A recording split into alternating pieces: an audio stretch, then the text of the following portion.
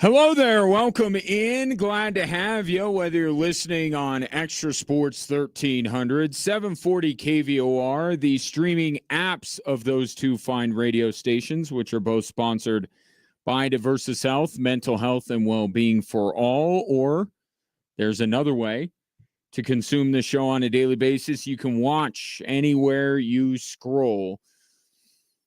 And yes, a veritable cornucopia of sports topics await you, and I'd love to get your thoughts. 719-247-1313 is the number you could call or text, or if you're watching on the aforementioned live stream, you can drop a comment there as well. We're almost there. Almost there. Game one of the Western Conference Final between the Avs and Vegas Golden Knights is on Wednesday night, 6 o'clock, Extra Sports 1300. And if you would have told me after the Avalanche lost to Vegas in 2021 that they weren't going to see each other for 5 seasons, first I would have said, how do you know that? And do you also know when I'm going to die?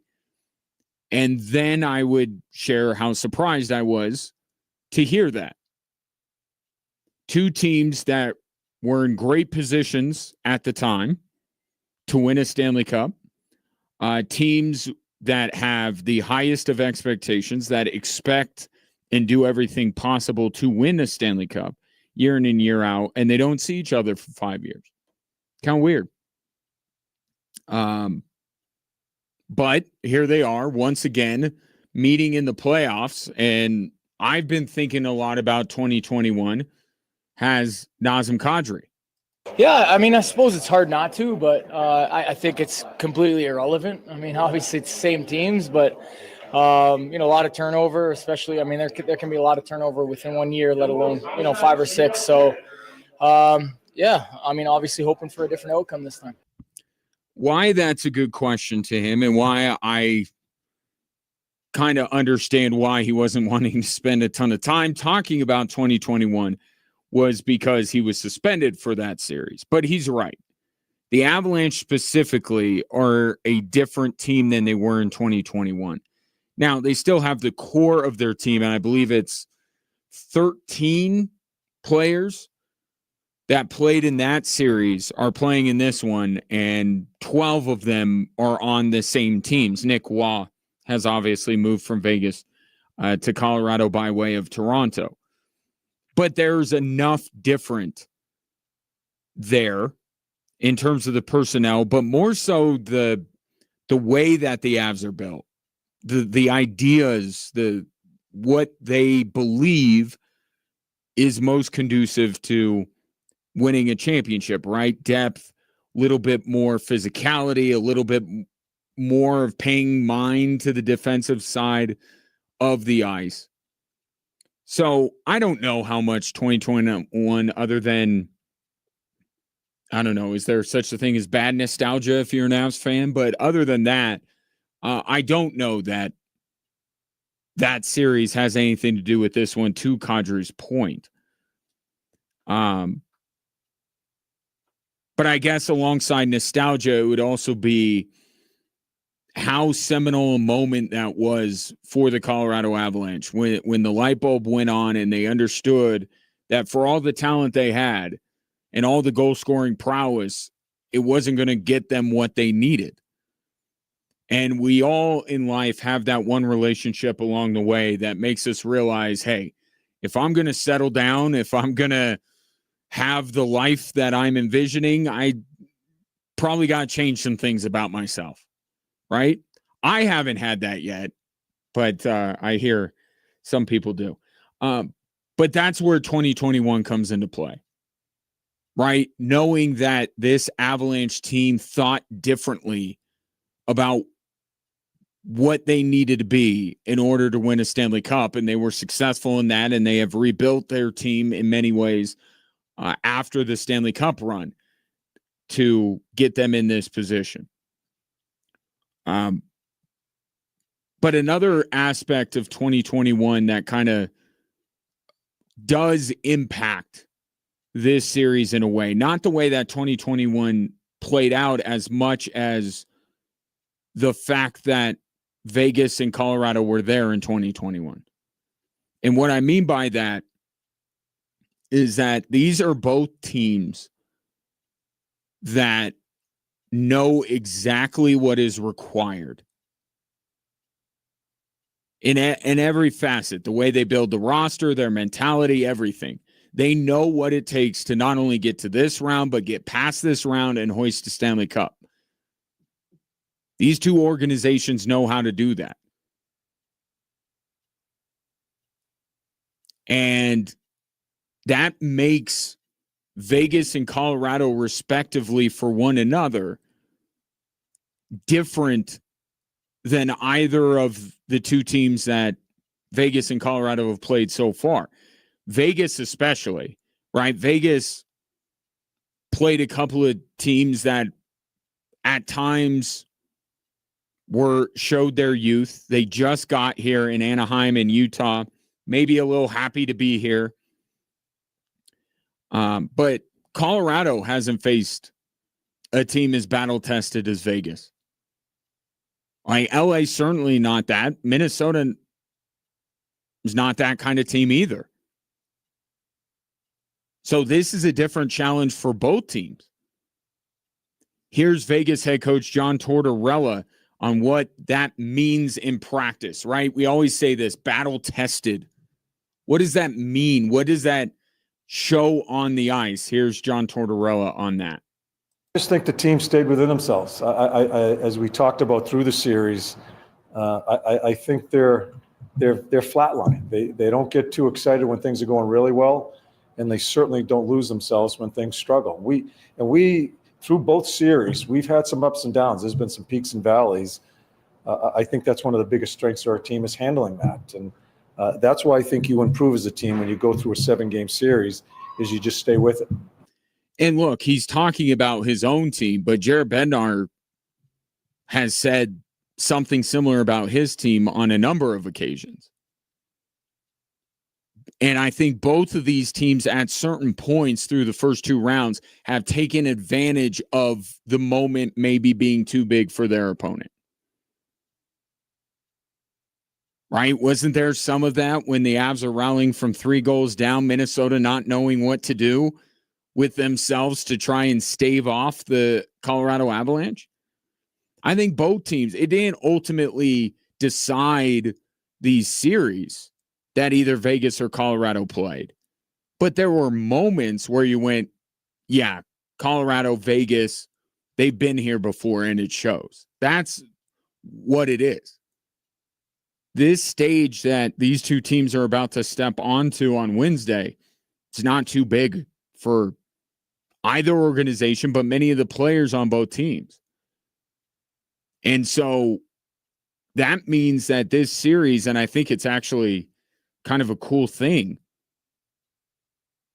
it's going to be the best team. Right? It's going to be the team that executes better. It's not going to be because, Colorado wasn't ready for the Western Conference Final, and same with Vegas. It's not going to be any of that kind of stuff. It's simply going to be who is the better team.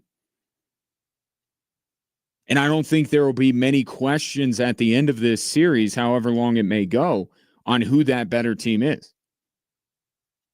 These two teams are meeting up at a time where they have given themselves everything they need to win a Stanley Cup.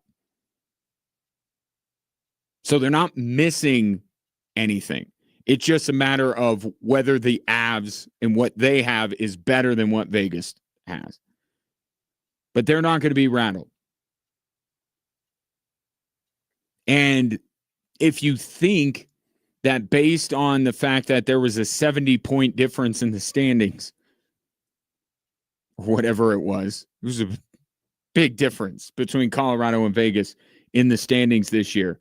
If you think that that means that the Avalanche are far better than Vegas, this version of the Vegas Golden Knights, Jared Bednar, would like you to think twice about that.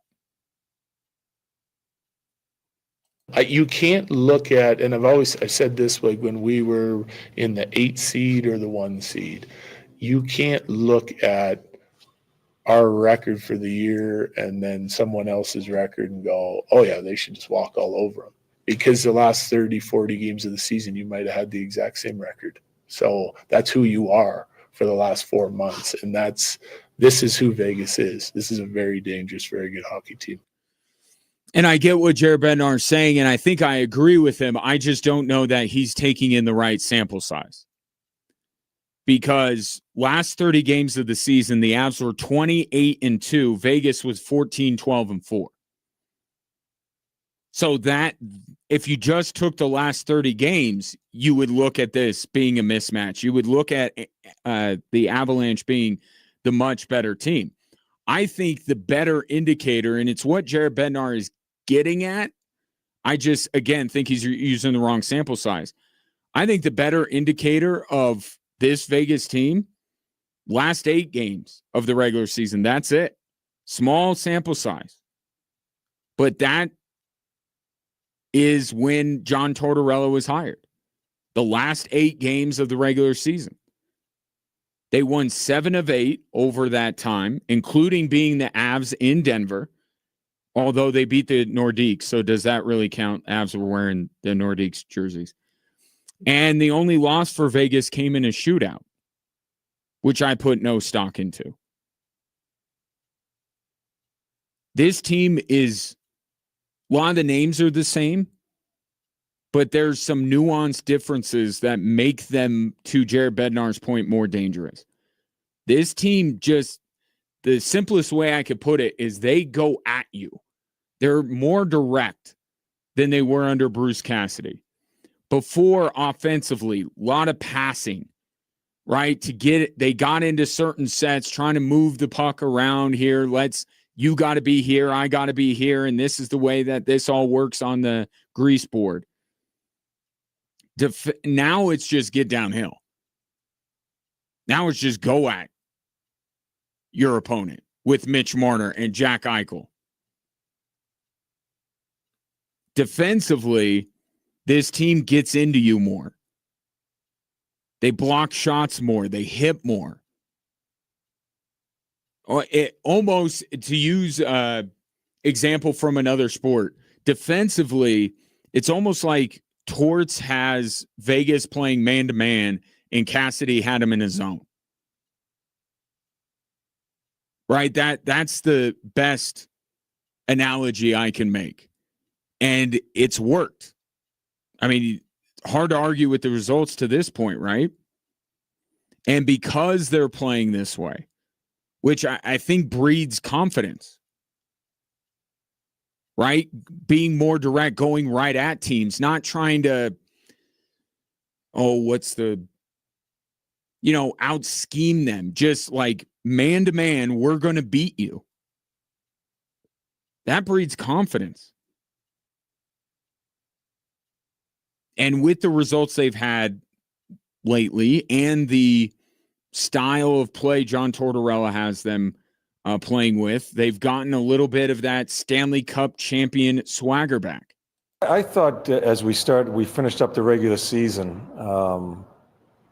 having some success as we went on a little bit of a run there, that always helps, right? Feeling good about yourself and your confidence. I thought it started then. And right now, the way we finished a couple of series here, I think we've gotten better as each series went on. I think we feel really good about ourselves. I think it's very important in playoffs it's not just the X's and O's and all, it's how you feel and the confidence level you have. I think we're in a good spot. We'll see this play out over 4, 5, 6, 7 games.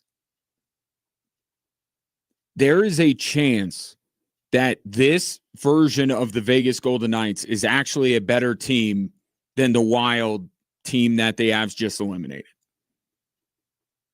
I can't say with 100% certainty because that's going back to when they made the move.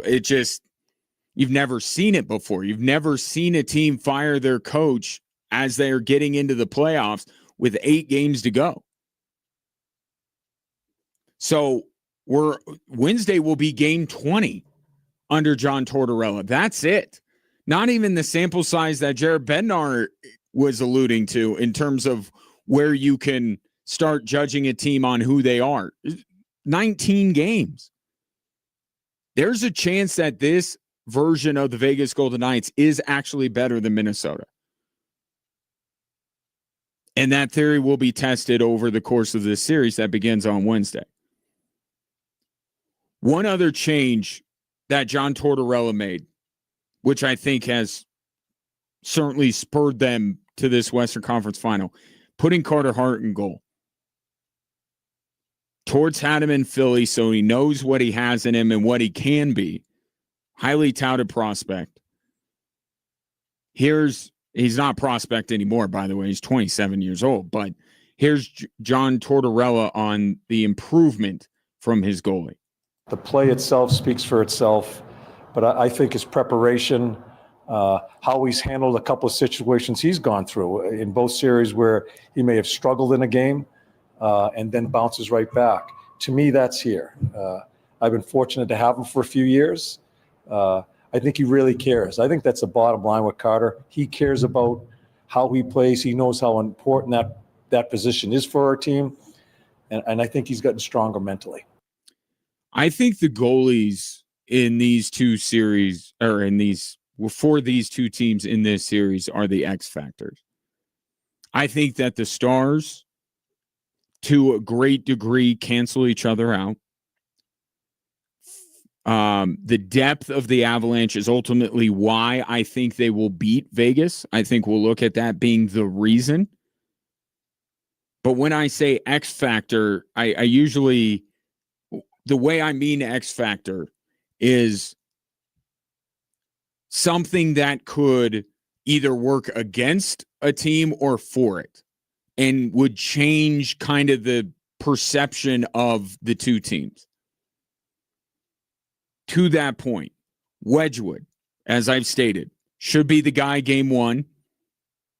And it should be in Jared Bednar's mind that it would take something dramatic to go back to Mackenzie Blackwood at any point. But the numbers, not as good against the Wild as they were LA. I mean, that's just empirical fact. So where's the range here? Who is he closer to? Is there a happy medium? Does he get back to playing like he did against the Kings? Or is it a little closer to the Minnesota Wild series, which wasn't as good? So, and where he is on that spectrum could either make the Avs that much more difficult to beat or a little bit more vulnerable. But for Carter Hart, I think the variants it's a wide variance with him. I could see Carter Hart stealing a game of this series. And I watched him basically steal a game in Denver. He was outstanding. The talent is there. He has the talent to be more than your average netminder in the NHL. But there is a lower floor here with him. So I could see Carter Hart stealing a game for Vegas. I could also see that the onslaught from the Colorado Avalanche rolling 4 lines at him could be too much. And if it is too much, then it really becomes difficult for Vegas to win this series. And we may need to talk about Adin Hill at some point. Like, as long as Wedgwood kind of settles somewhere in the range of what he was against LA and what he was against Minnesota, I think the Avs have enough other stuff to win this series. I think Vegas needs Carter Hart to be the Carter Hart that last played in Denver about a month ago. I think they need him to steal a game in this series. He's capable. The talent is there, but will they get that from him going up against the Colorado Avalanche? Because the one thing I will say about that game I was at in Denver, fair play to Vegas. for winning that game ultimately in overtime. And I thought they played well. That Avs team had nothing to play for. They had everything cinched up. This Avs team doesn't, right? The dynamic is going to be different. And I think Vegas, they know that. They're not going to take much of what they did other than maybe some game plan things that might have worked. They're not going to take what they did in Denver and go, oh, we're going to beat the Avs. They know what this is. Both of these teams understand what's on their plate here. It's a big step up for Vegas in competition. And when there is a discrepancy between these two teams, you need something, some variable, some X factor to make up the difference. I think that could be Carter Hart, or he could be someone that ultimately inhibits the Knights' chances greatly of winning this series. I think it's fascinating. It's a fascinating matchup. And then we got to wait, 48-ish more hours till game one, 6 o'clock, Wednesday night, Extra Sports 1300. 719-247-1313 if you want to get in on the conversation about the Western Conference Final. I want to introduce another topic and put it on your plate here as we set the tone for the rest of the show. Why the NBA and or more accurately, why the NBA voters came up with the least inspired MVP pick in a long time.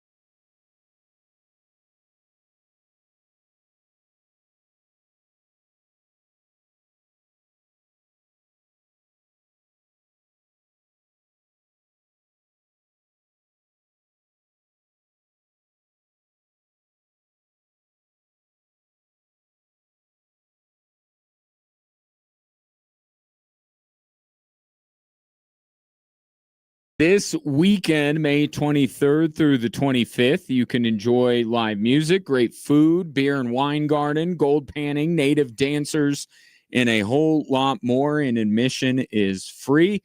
Territory Days is sponsored by Air Force Reserve, America's affordable building supply, and Huberger Subaru. Come out Memorial Day weekend, Old Colorado City for Territory Days. What we got a text producer Ray about tonight's hockey game. What does it say? Yeah, it says Avs, blah blah blah. Who you got in Game 7 tonight? That's rude of you to just blah blah blah what that person was saying. Oh, they said blah blah blah. They said yeah. Go Sabres, Chris. Okay.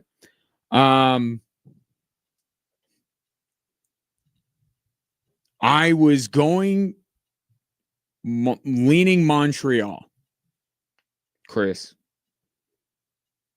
But something has happened. Lindy Ruff has pulled something out of his coaching bag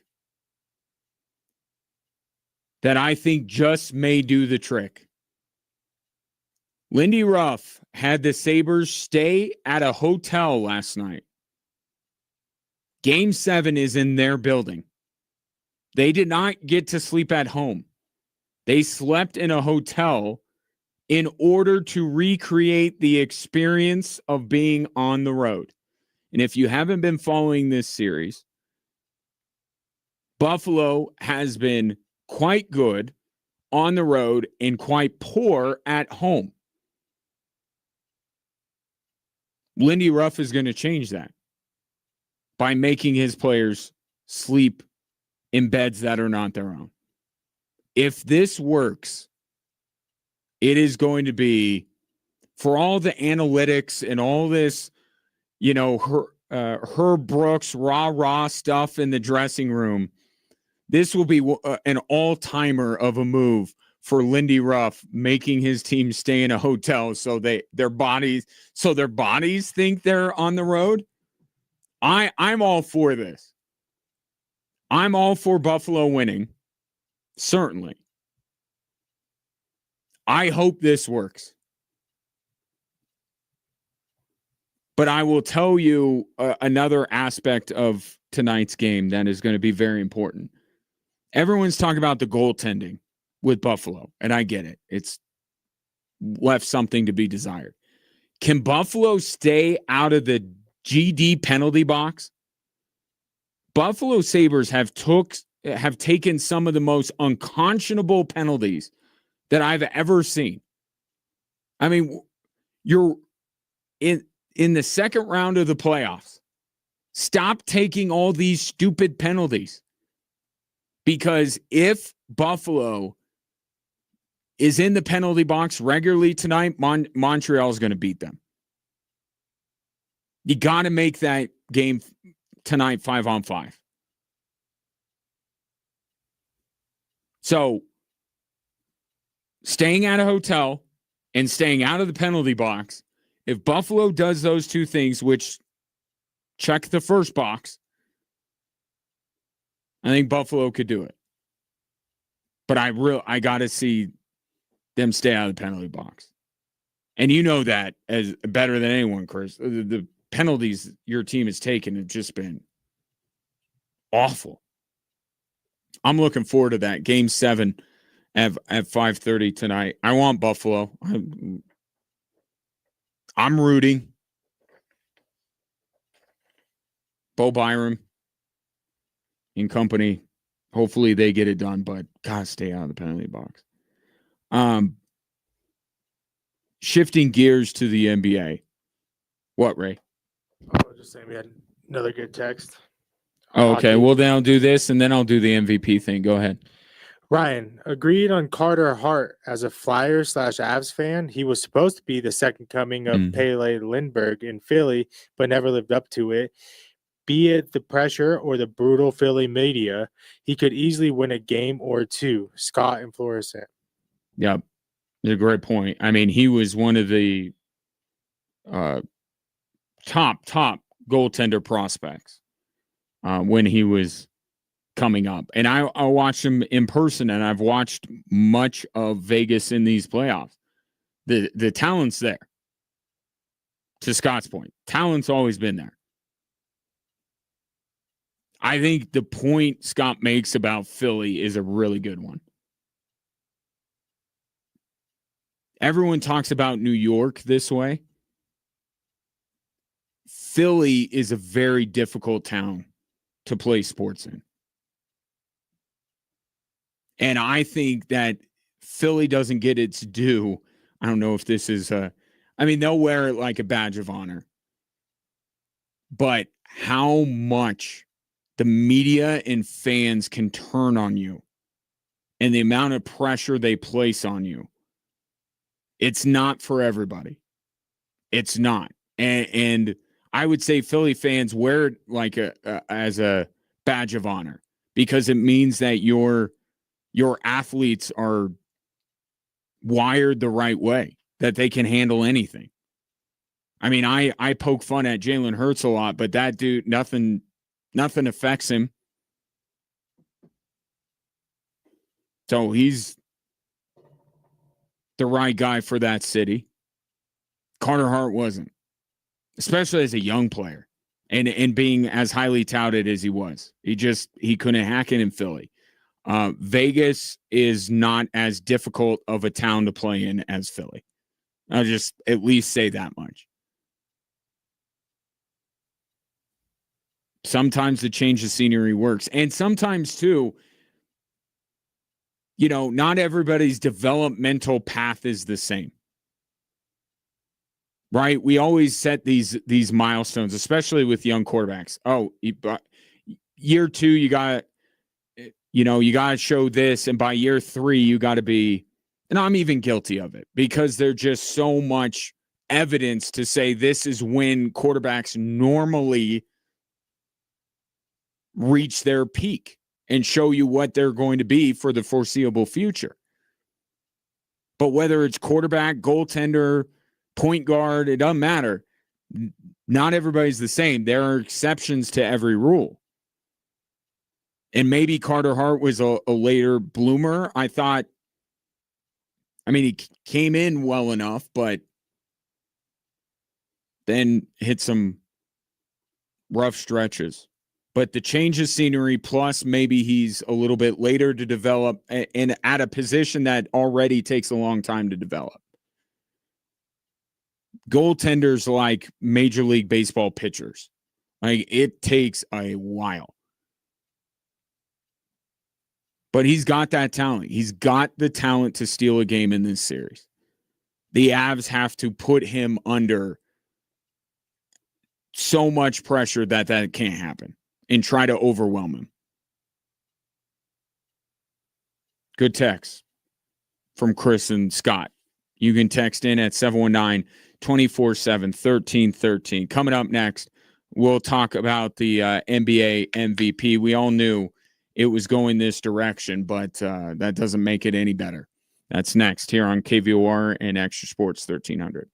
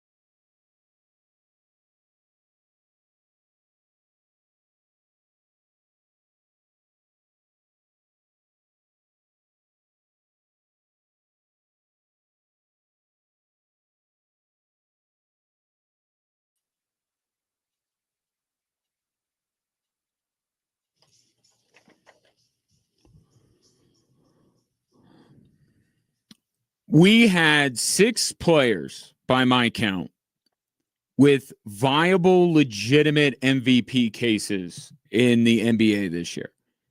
Shai Gilgeous-Alexander, Luka Doncic, Victor Wembanyama, Nikola Jokic, Cade Cunningham, and Jaylen Brown. All had legitimate cases. Not ranking them just yet, but they all had a claim. And the voters ended up going with the least inspired choice of the 6 in Shai Gilgeous-Alexander. You know, repeat NBA MVPs are not a new phenomenon, right? 13 other players, including Nikola Jokic, have done what SGA has now done. And it's mainly because the voting lacks some imagination at times. It's kind of the same 3 criteria that are applied every single year, right? 2 of them SGA has easily, right? Outstanding statistically, which he was, and a top 3 seed in his conference, right? That buys you a ticket to the conversation. But there's a third one, and I think this third one was kind of willfully ignored by the voters because it comes along with a word that now has been made a curse word in NBA circles: narrative. People use narrative in a way that says, oh, they're pushing somebody to be the MVP rather than taking in the facts. No, when I talk about narrative, I mean, the story, maybe that's the better word I should use. The story of this season from an individual standpoint. How is that SGA? It's not. But because people want to shy away from narrative, they didn't use their imagination a little bit. I'm not trying to say give it to someone who doesn't deserve it. As I said, there were 6 players that you can make an MVP case for, including SGA. But the only story tied to SGA this year was how much fans hate him. Or more accurately, hate the way he plays and maybe a little bit the cheesy quotes he puts on Instagram. But it's the way he plays. Shai is a great guy, great representative of the OKC organization. That's not what I'm talking about. They hate the way he plays. That actually, to be fair, is a big story this year in the NBA. I just don't think that it's the one that you want to recognize by giving him the league's most valuable player. And he won in a landslide. 83 first place votes. It seems so easy for these voters to copy and paste what they did last year, but it shouldn't have been. Because that's the other part of it too. Not only did they make Shai the MVP when I don't think he should have been, they gave him a wider margin of victory this year than last year. And at least one thing we can agree on is his MVP case was a little bit shakier this year than it was last, right? Jokic, who ended up finishing second, mildly surprising, get into that in a moment. He finished second, did something that we have never seen statistically, and not even like these nerdy analytics statistics, like assists and rebounds, something that we all view as important. He led the league in both, which has never happened. In fact, a single player has never led the NBA in both of those categories in separate years at any point in their career. That's a story. Victor Wembanyama, who would have been my vote. I'm not even saying Nikola Jokic should have won. I think it should have been Wemby. Took a team that wasn't even in the play-in and had them appearing head and shoulders above everyone else not named Oklahoma City. Okay? And that's part of it. The other part of it is that there is maybe no player in the league right now that you have to completely change what you do on both ends of the floor like Victor Wembanyama does. You just don't go in the paint against him. At least you try not to. I mean, he changes the calculus of every team he goes up against more than maybe any other player in the league this year. But even if you look at the other candidates, I wasn't surprised by what Boston did without Jason Tatum much of this season, but a lot of people were. What about Jaylen Brown? That's a pretty remarkable story. In addition to hitting on the other criteria that we usually lay out for an MVP, Cade Cunningham took a young Pistons team to the very top of the East. Even Luka made the Lakers, I thought, a viable threat to make a deep playoff run this year. What did SGA do? He kept the Thunder where they were a year ago, which credit to him. But it's okay to not take the previous year into account. Like, you could just look at this year on its own. And if you just looked at this year on its own,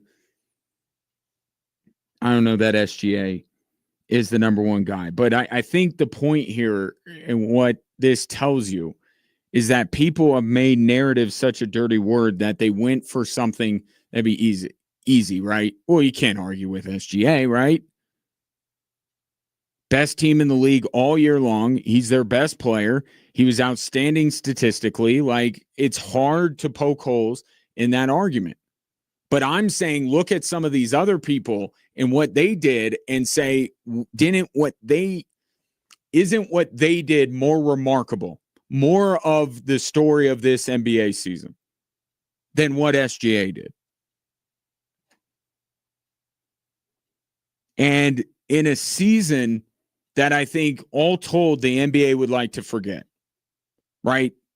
Gambling scandals, more teams tanking than ever before, poor officiating, mostly around the team, coincidentally, that Shea plays for. You have all these things that did not make it a banner year for the NBA, and I don't even care about television ratings. That just means a lot of people witnessed one of the worst NBA seasons in recent memory in terms of the negative outweighing the positive. That's all it tells me. Hate watching is a thing, by the way. It's new, but it's a thing. And I think there are quite a few people hate watching the NBA this year. So in a year that I think the NBA would just as soon forget, you have one of the most forgettable MVPs that we're going to have. I mean, think back 3 to 5 years.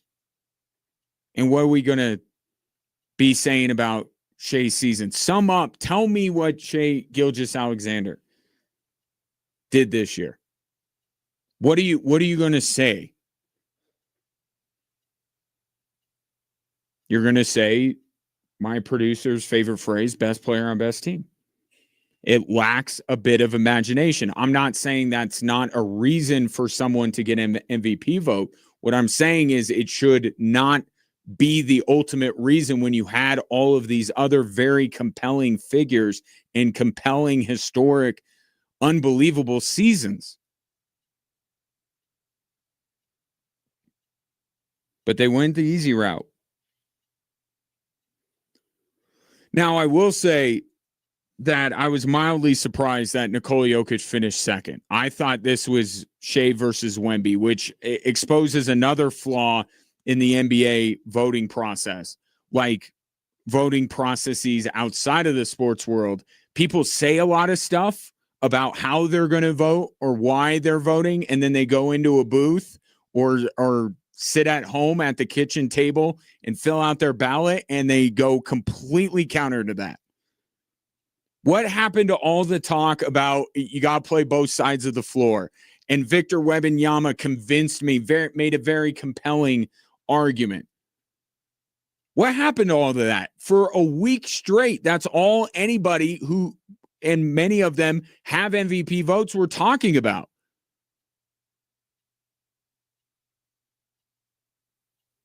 And they go Shea and Jokic as the top two. I mean, Shea's a good defensive player, but he's not elite. And Jokic, we don't need to get into what he is on the defensive end. So what happened to all of that? What happened to that narrative? Oh, when you had a chance to vote in private and you're not out in public talking to people into a microphone or into a TV camera, oh, you went against what you said publicly that you were so for?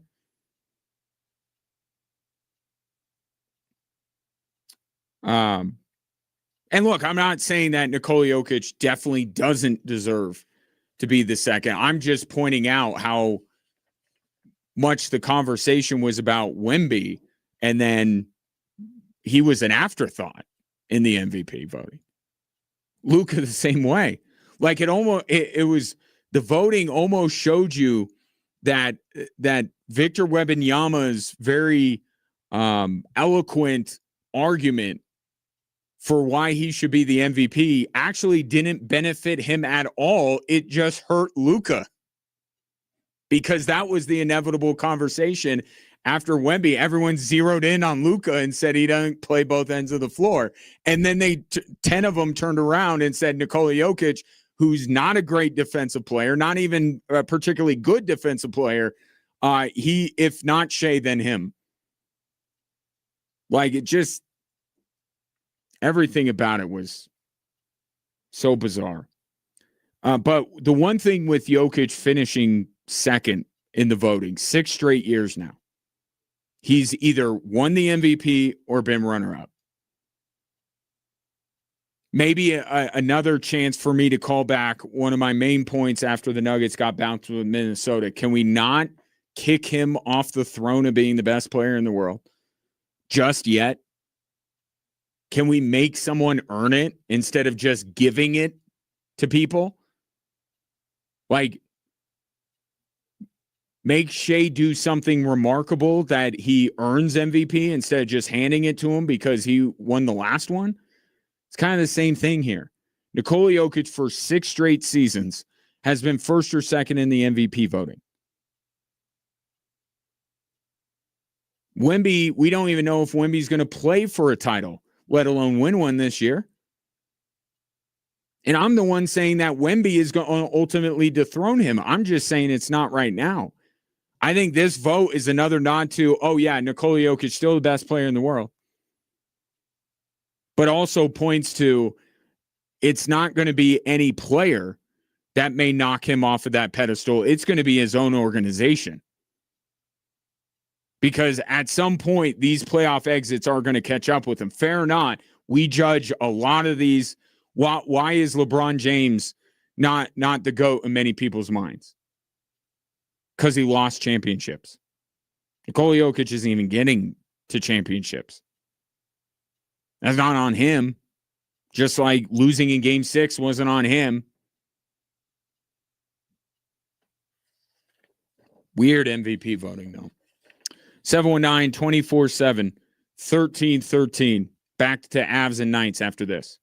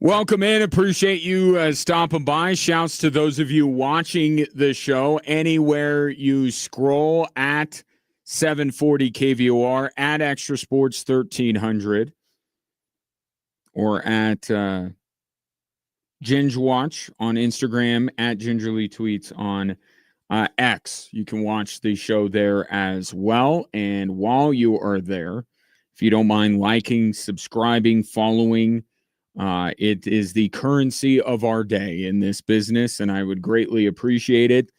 And if you would like to interact with the show through those means, that'd be even better, because this is indeed an interactive experience. 719-247-1313 if you want to reach out via the phone or text line.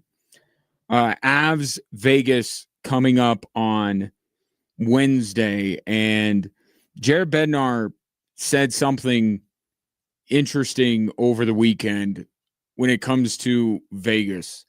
And we had talked about going into the playoffs how LA was a good transition from the regular season to the, with all due respect, real playoffs for the Colorado Avalanche, right? Because of the way they played was a very playoff style. It was a playoff style, right? But they didn't have the horses to keep up with the Avs. So it wasn't going to be difficult for them, but it was going to be a good way to get them locked into the way that they need to play. So then you have Minnesota, and Jared Bednar this weekend said that he thinks that it's kind of a coincidence that they played LA and Minnesota leading up to this Vegas team. I'll let him explain further. Their stingy defensive team have been all year. Analytics near the top of the league in the defending areas. And then they've got the firepower and some dangerous guys and really good special teams. It's for me, the first two rounds should prepare us well for Vegas, because we're going to see a little bit of both the teams that we just faced. And I think, does it ultimately make the difference in this series? No. But I think it makes the game plan for the Avs a little bit easier, considering that we are now just 19 games into the John Tortorella era. You don't have this vast encyclopedia of film you could watch with Tortorella coaching these guys. I mean, you should have enough, but there is still some unknown. But the fact that they play like a team that, if you took the Kings and Wild and melded them together, I think that does make the Avs prep work a little easier. Also, the fact that they will have 8 days to prepare when all is said and done, that helps. I think that if there is a team in this series, and it will show itself in game one, if there's a team in this series that will have a little bit of shock here, I think it's going to be Vegas. It could last for 10 minutes of the first period. I just think that Vegas, you look at the opponents that each of these teams have played, you look at the styles and everything else, I don't think Vegas has played anybody like Colorado. Utah and Anaheim are not Colorado. Minnesota, to Jared Bednar's point, similar to Vegas. And I said this last hour, there's a chance that the Vegas Golden Knights with John Tortorella as their head coach are actually a better team than the one the Avs just played in Minnesota. There's a chance of that. But it's not the jump that it's going to be for Vegas. And look, again, it could last 10 minutes of period number one. It could be all of game one and the Avs blow out Vegas.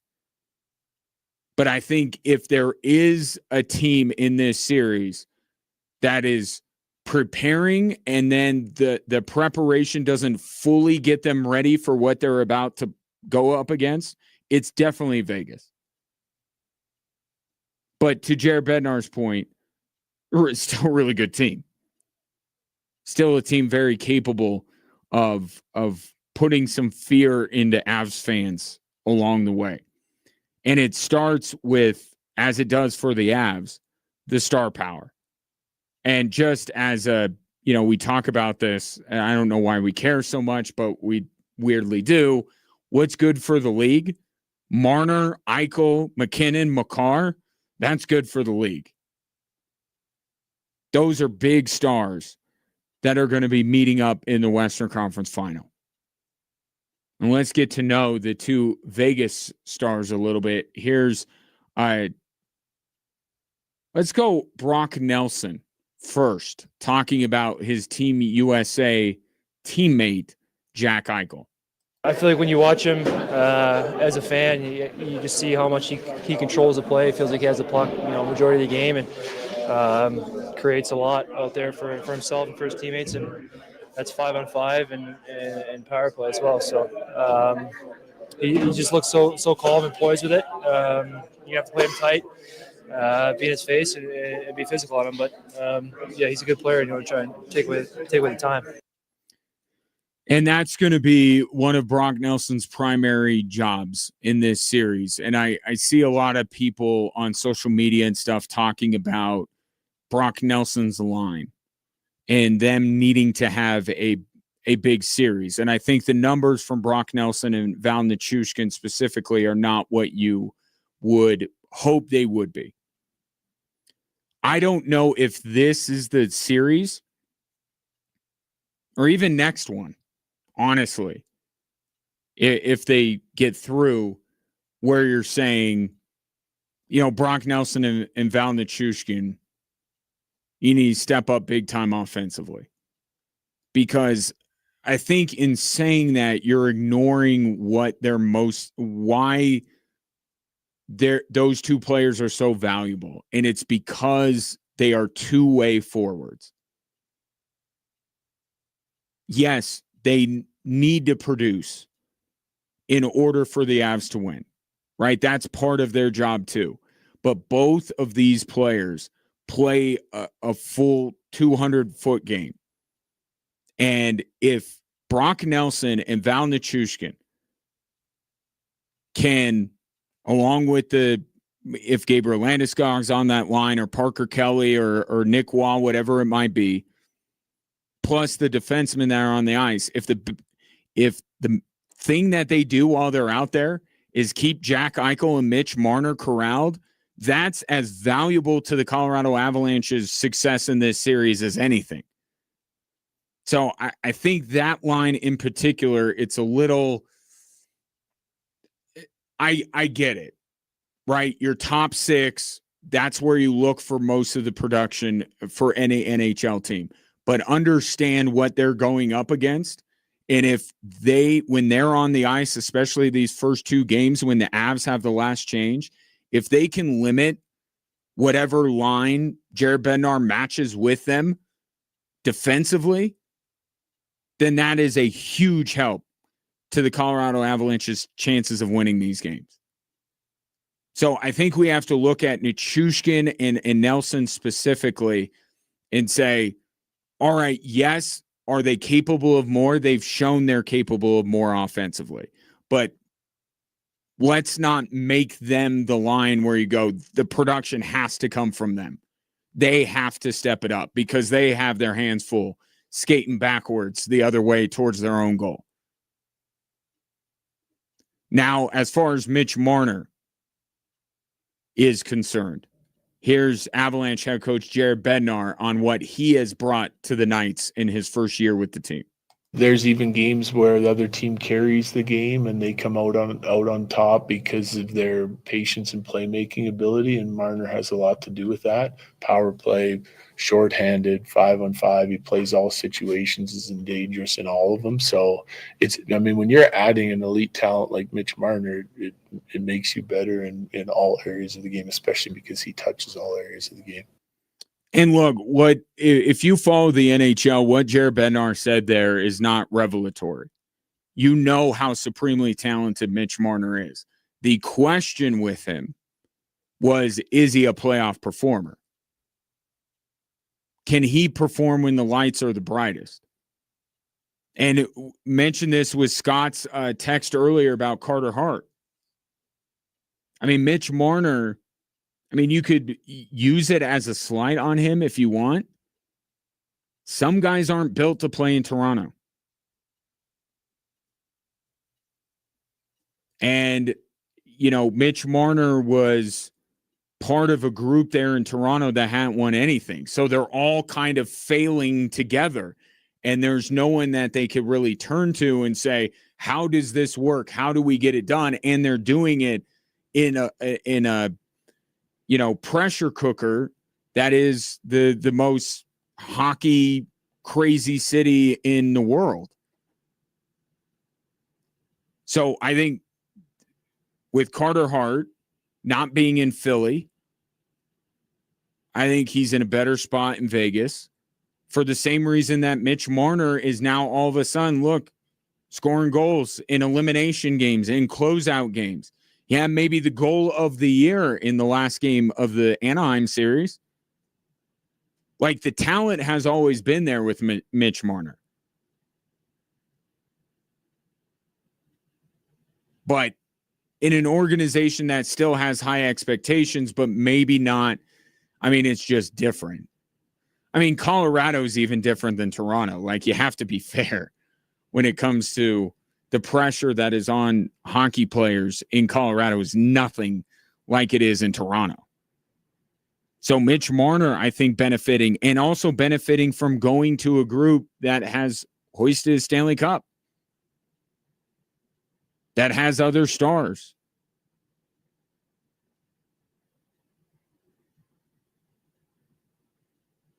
But Mitch Marner, and like the addition of Mitch Marner made Vegas, in some people's minds, the favorite to come out of the West. And you're really seeing that in these playoffs, kind of shirking that label that was on him while he was in Toronto. Maybe that'll happen with Austin Matthews when he gets traded. But the star power of Vegas, I mean, it starts there. The Avs have to find a way to slow those guys down. And there was a time where Jack Eichel was the MVP of this league. This year, he was the early front runner. So they got to slow them down first. But also, even if they can't do that great of a job slowing them down, they have their own stars that can kind of counteract what Eichel and Marner may do. In Nathan MacKinnon, who is right now the front runner, in my opinion, for the Conn Smythe. He has been unbelievably good, even by Nathan MacKinnon standards in these playoffs. And then you have Cale Makar as well. But I've mentioned this before, but so has Jared Bednar. He mentioned it again this weekend. We look at the stars and we say, oh, Nathan MacKinnon's going to decide this series, or Jack Eichel's going to decide this series, Mitch Marner, Cale Makar. And it doesn't usually work out that way. Here's Jared Bednar on that. The reality of it is, as you go further in the playoffs, every team you face is going to have that depth. Like we're going to see it out of Vegas, and then it just becomes that battle of who's going to win the most matchups and making plays at the right time, and you need your depth to do that because in a lot of cases, top lines and top players cancel each other out. It moves on to the next guys, and it moves on further down the line until you can kind of win around the fringe areas of the game. All roads lead back to the Avalanche fourth line. As terrific as they have been, Jack Drury, Parker Kelly, Yoel Kiviranta, I thought filled in very well. Logan O'Connor is a fourth line guy, even if they move him up the lineup. As I, map out this series and start to look who has the advantage here, there, I keep coming back to the fourth line. I keep coming back to even the bottom six. Vegas has depth. They don't have Nazem Kadri centering their third line. Are you kidding me? Or playing on the third line. He's been the catalyst for the Avalanche improvement in the power play with their top power play unit. He has jump-started a power play unit with Nathan McKinnon and Cale Makar on it, and he normally plays on the third line. I think, and you hear it, if you read between the lines of what Jared Bednar is saying, you hear it from him too. He's looking at this series and saying, okay, McKinnon, Eichel, Makar, Marner, like that's all well and good, but and then you start to go down the list, and I think he looks at the fact that his bottom six, or maybe his fourth line more specifically, I think he thinks that will ultimately make the difference. I don't think he's too far off. That's where I keep coming back to as I look at this series. 719-24-7. 1313, your thoughts on this upcoming series. Game 1, 6 o'clock Wednesday night on Extra Sports 1300. Of course, depth is only optimized when people are healthy. Injuries, a conversation leading up to Game 1 for both teams. Get to that next on 740 KVOR and Extra Sports 1300.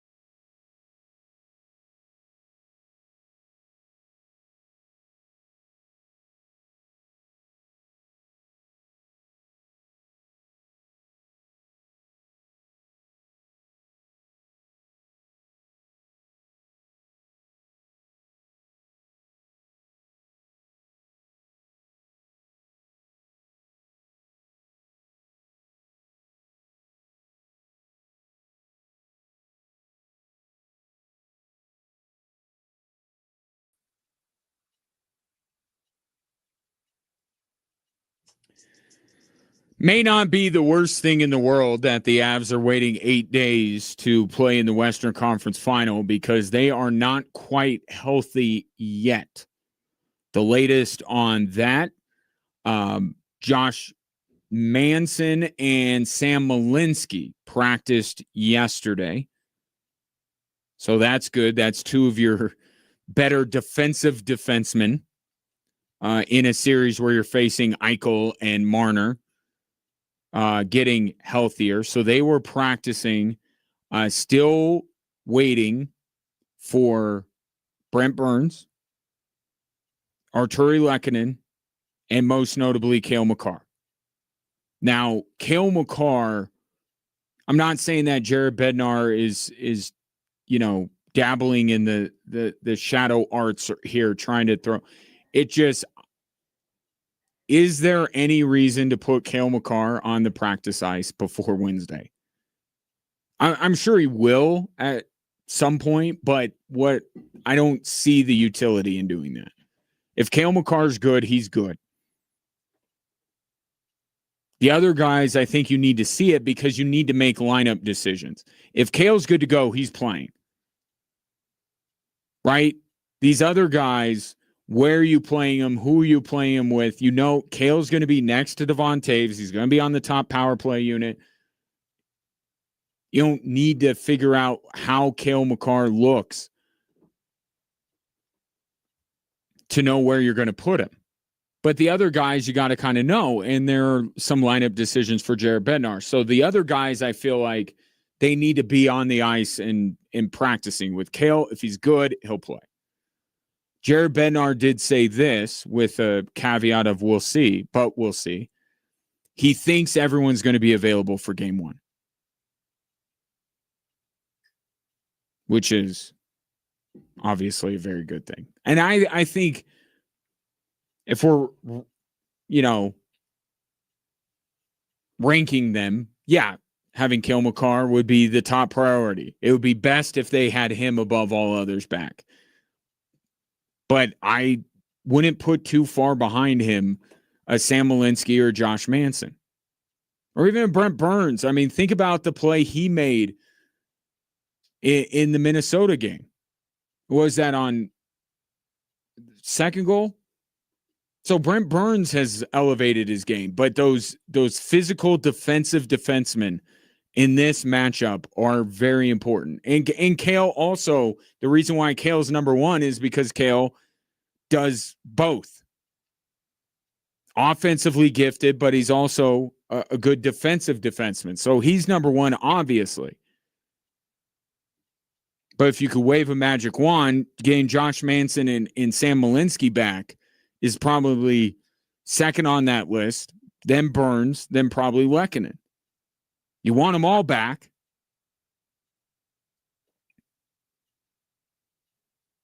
But Jared Bednar said, but we'll see. But he thinks he'll get everybody back for game one. Now, Vegas, not as hurt as the Colorado Avalanche are, but I think a key injury for them is Mark Stone. John Tortorella, no updates on Mark Stone, but they haven't.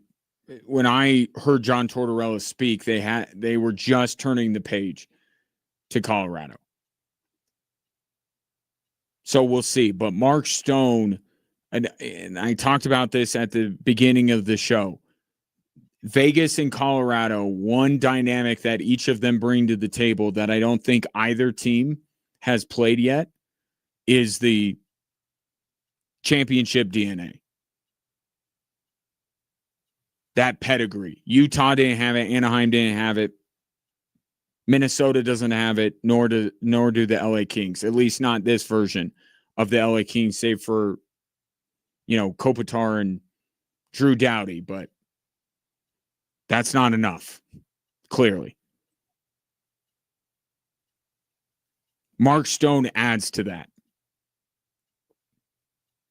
And Mark Stone also he's kind of one of those guys a little like Val Nichushkin. They don't play the game quite the same way, but those two-way forwards, because it's going to be just as important for Vegas to slow down, McKinnon and Nelson and Kadri down the middle as it is for the Avs to slow down Marner and Eichel.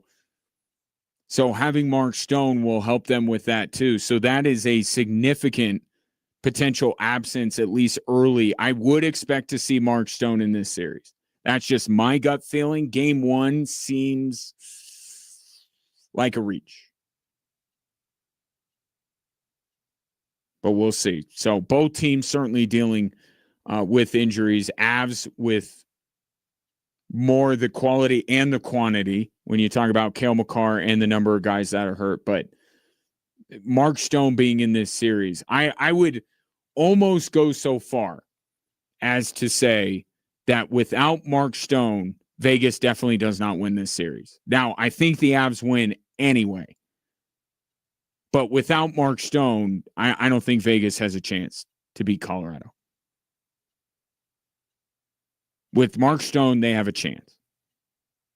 So that's how significant he is to what they do.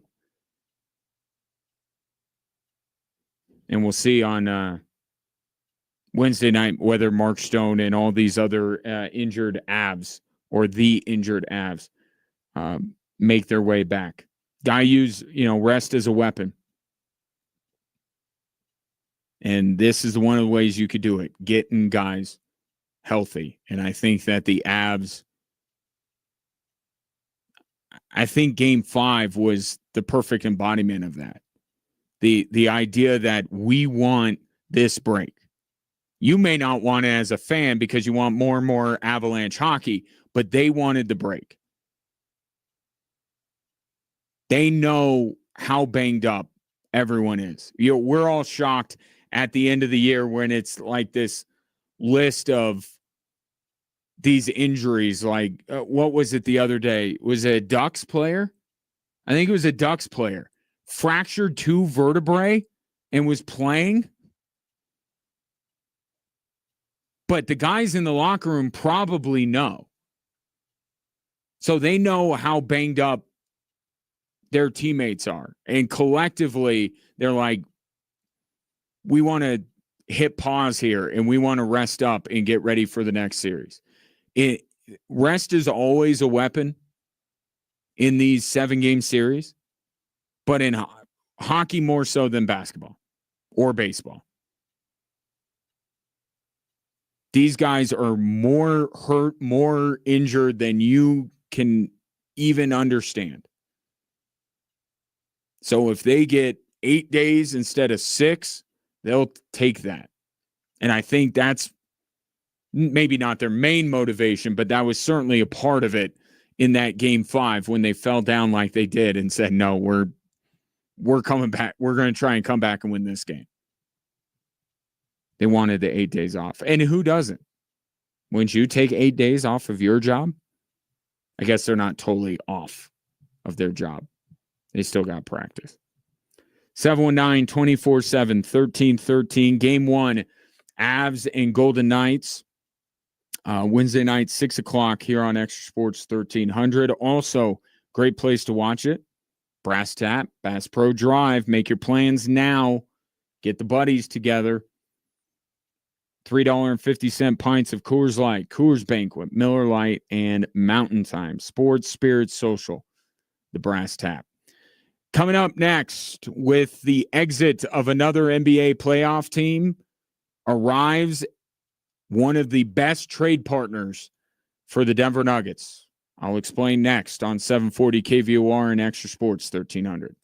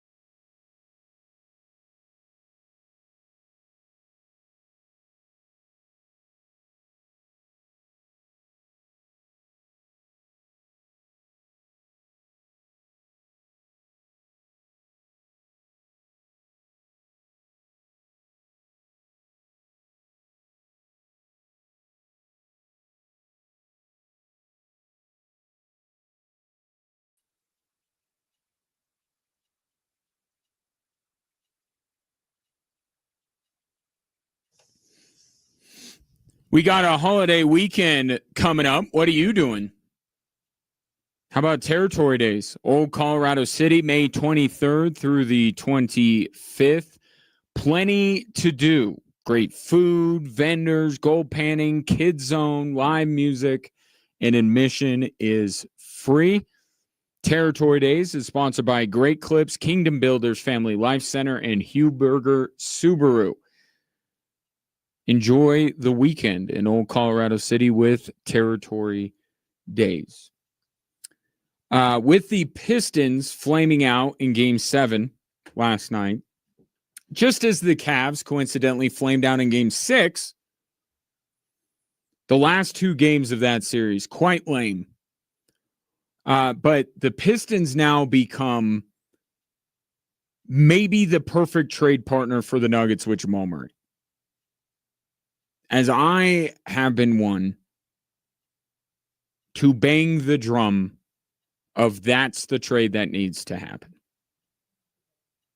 Asar Thompson is exactly the player that the Nuggets need. He's young. He's a blue chip talent, more defense than offense at this point. And part of the issue with the way that the Nuggets went about things with Calvin Booth is that they were banking on, in the Spurs, it was under our nose the entire time. I think we deluded ourselves into thinking it would work for the Nuggets. Let me ask you, if you remember another team hitting on draft picks as low as Tony Parker and Manu Ginobili. And I know Manu Ginobili, that's an easy one. Jokic, okay. That's fine. That's your one. That's your one. The Nuggets already used that one. Tony Parker was a pick in the 20s. How many other teams have been able to do what the Spurs did? So it was problematic to begin with hindsight being what it is. It was a little problematic for Calvin Booth to say we're going to be the Spurs. Because, one, the Spurs tanked a lot and tanked at the perfect time and were able to hit on the Spurs. You could make an argument that the Spurs are the luckiest drafting team in the history of sport. Just in terms of, and some of it, Billy Zane, Titanic, a real man makes his own luck. The Spurs were very deliberate in making sure that they were in position to get Victor Wembanyama and Tim Duncan. But they also got lucky in the lottery, allegedly. I mean, either they got lucky or it was rigged. Either way, Nuggets can't expect the same things. So part of the fallacy of what Calvin Booth was selling was that the Spurs are just a unique case.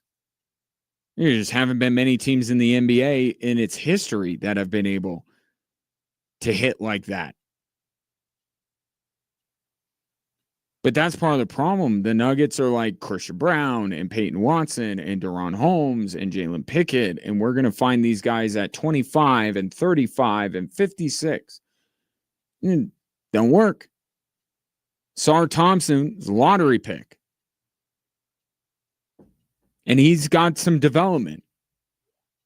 Ray showed me a video from Nick Wright today, and I don't agree with that guy on a lot of things, but I agree with him on this. Asar Thompson's got to work on his offensive game, but he's a young man. He's a baby in the league. Him and his brother have been around for 2 years. I think they came in the league 18 or 19 years old. I think it's entirely possible that Asar Thompson puts in work and put him next to Aaron Gordon. Aaron Gordon can show him what he did to become the three-point shooter that he is.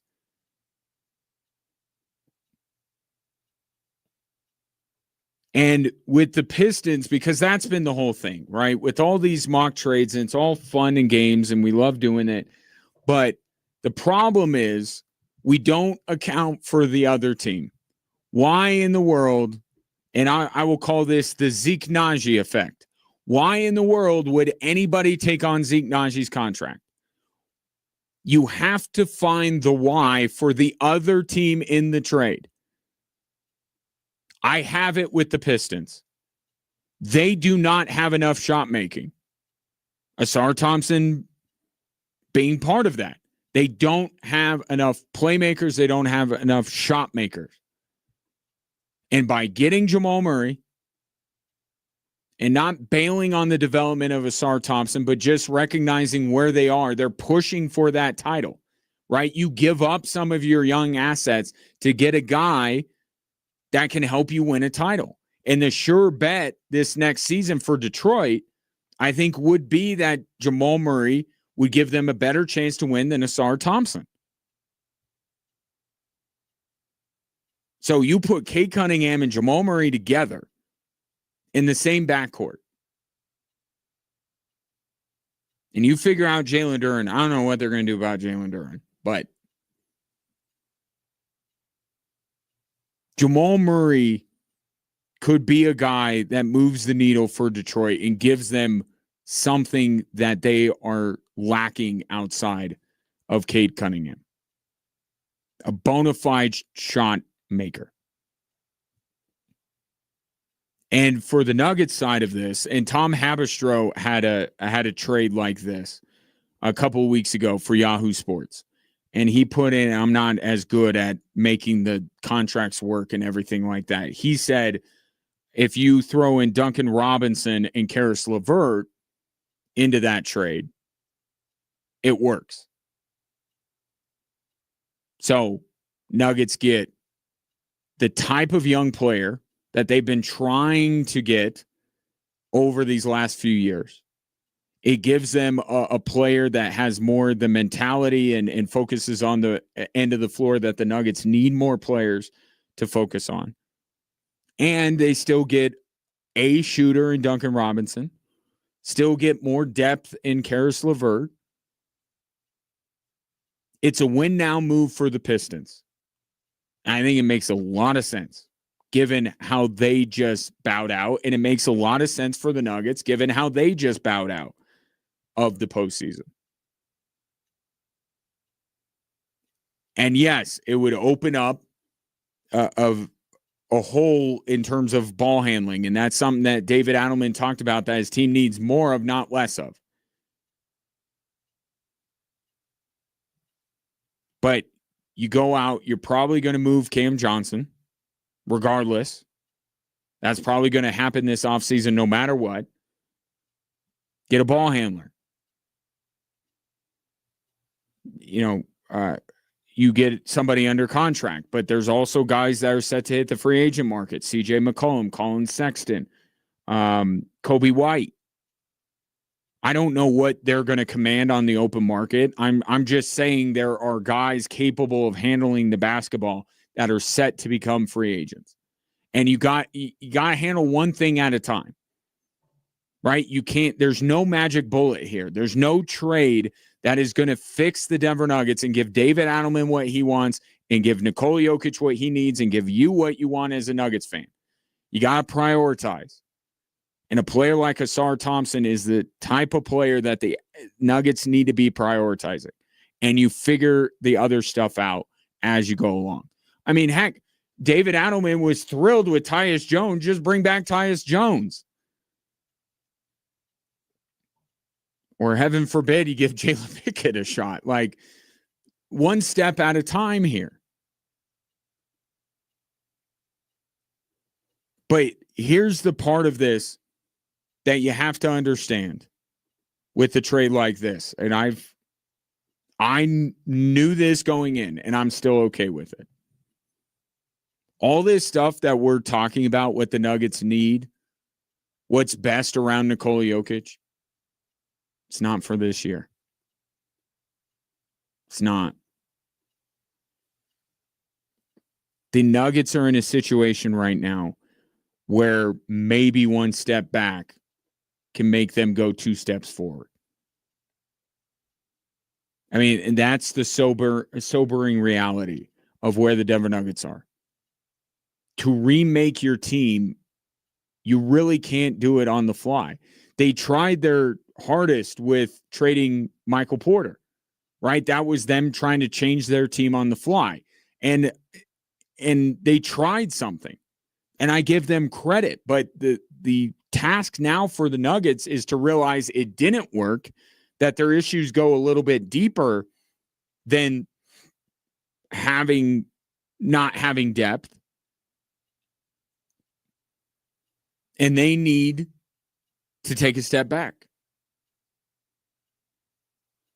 That's what these trades. You're going to have to pour into Asar Thompson and turn him into the player that you need to be. And if you do that, it will pay dividends. Maybe even as soon as not this coming season, but the one after that. But here's the reality. San Antonio's only getting better, and OKC still has everybody under contract.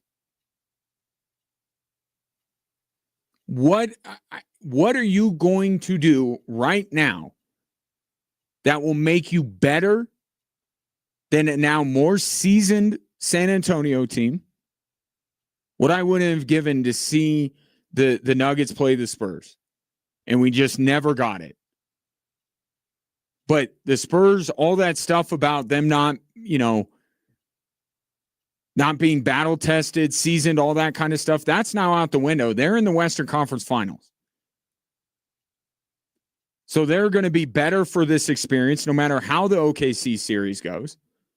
And OKC can run it back next year.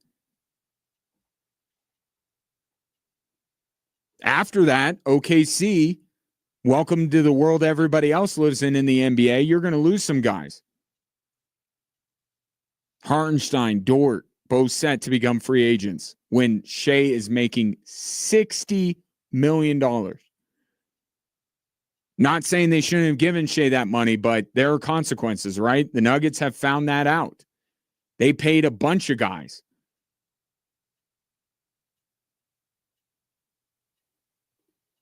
So I think a lot of the trades that I have been playing around with make me say, I don't know that the Nuggets are assured of going to the NBA Finals next year, making these deals. But if Nikola Jokic is serious about signing his extension and playing it through,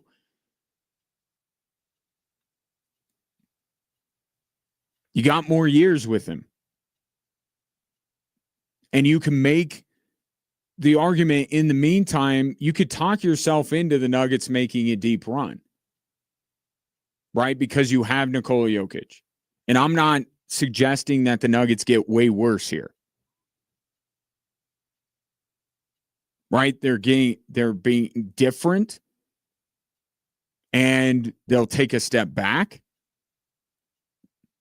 But the move, I think, pays dividends 2 years from now.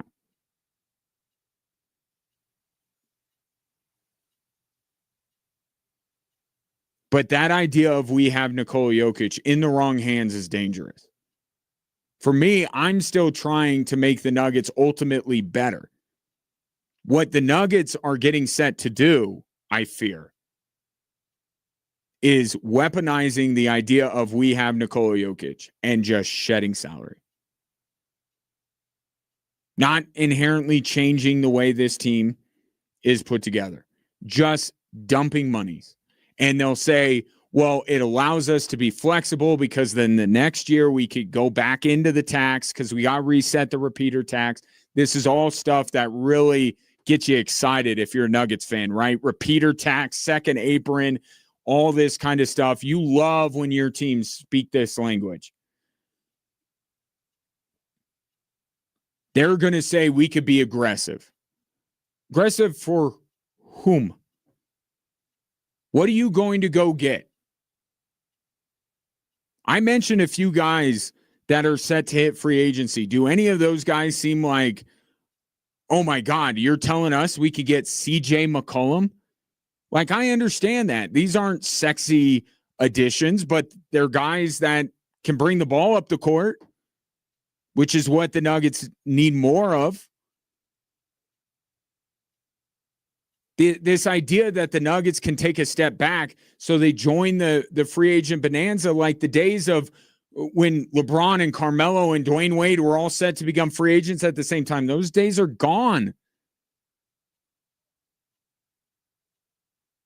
The only way you can sell taking a step back is going to be better is if you receive something this offseason that fans can get behind, like a young player like an Asar Thompson.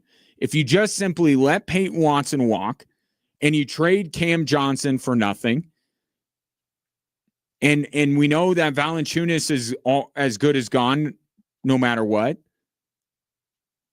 like,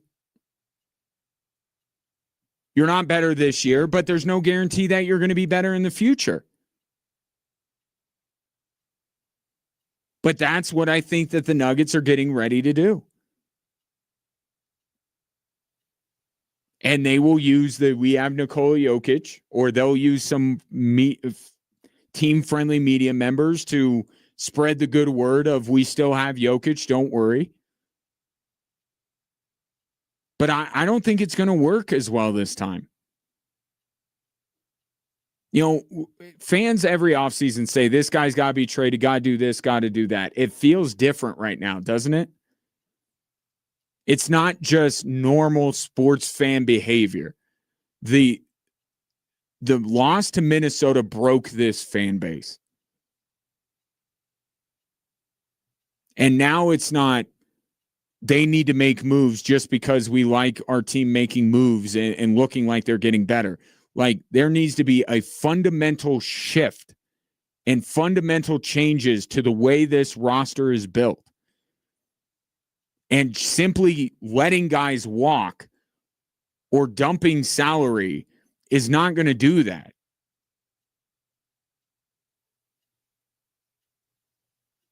But I fear that's what the Denver Nuggets are getting ready to do.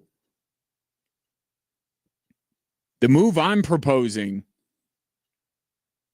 I mean, I may be a little bit biased. I think it's really good. And there are other trades out there that I've seen people make up that I like. But you have to, there's two trades. Forget what the Nuggets may want to do. Okay, forget that for now because it is so crushing and depressing. There are really only two trades that you can make. Either you trade something to get lesser players now or lesser assets now to build up for the future, like my trade. Right? Asar Thompson, maybe not better than Jamal Murray at this moment in time, but could be better and could be the type of player that the Nuggets need more than a Jamal Murray. Or you just say, this guy didn't work for us. You have a guy that didn't work for you. Let's swap. Jamal Murray for Kevin Durant. Aaron Gordon for Julius Randle. You're just moving around. But those are the only two type of trades that you can make unless you're going to go option 3, which is we're just going to let guys go. 719-247-1313. The 3 stories that are driving the show coming up next.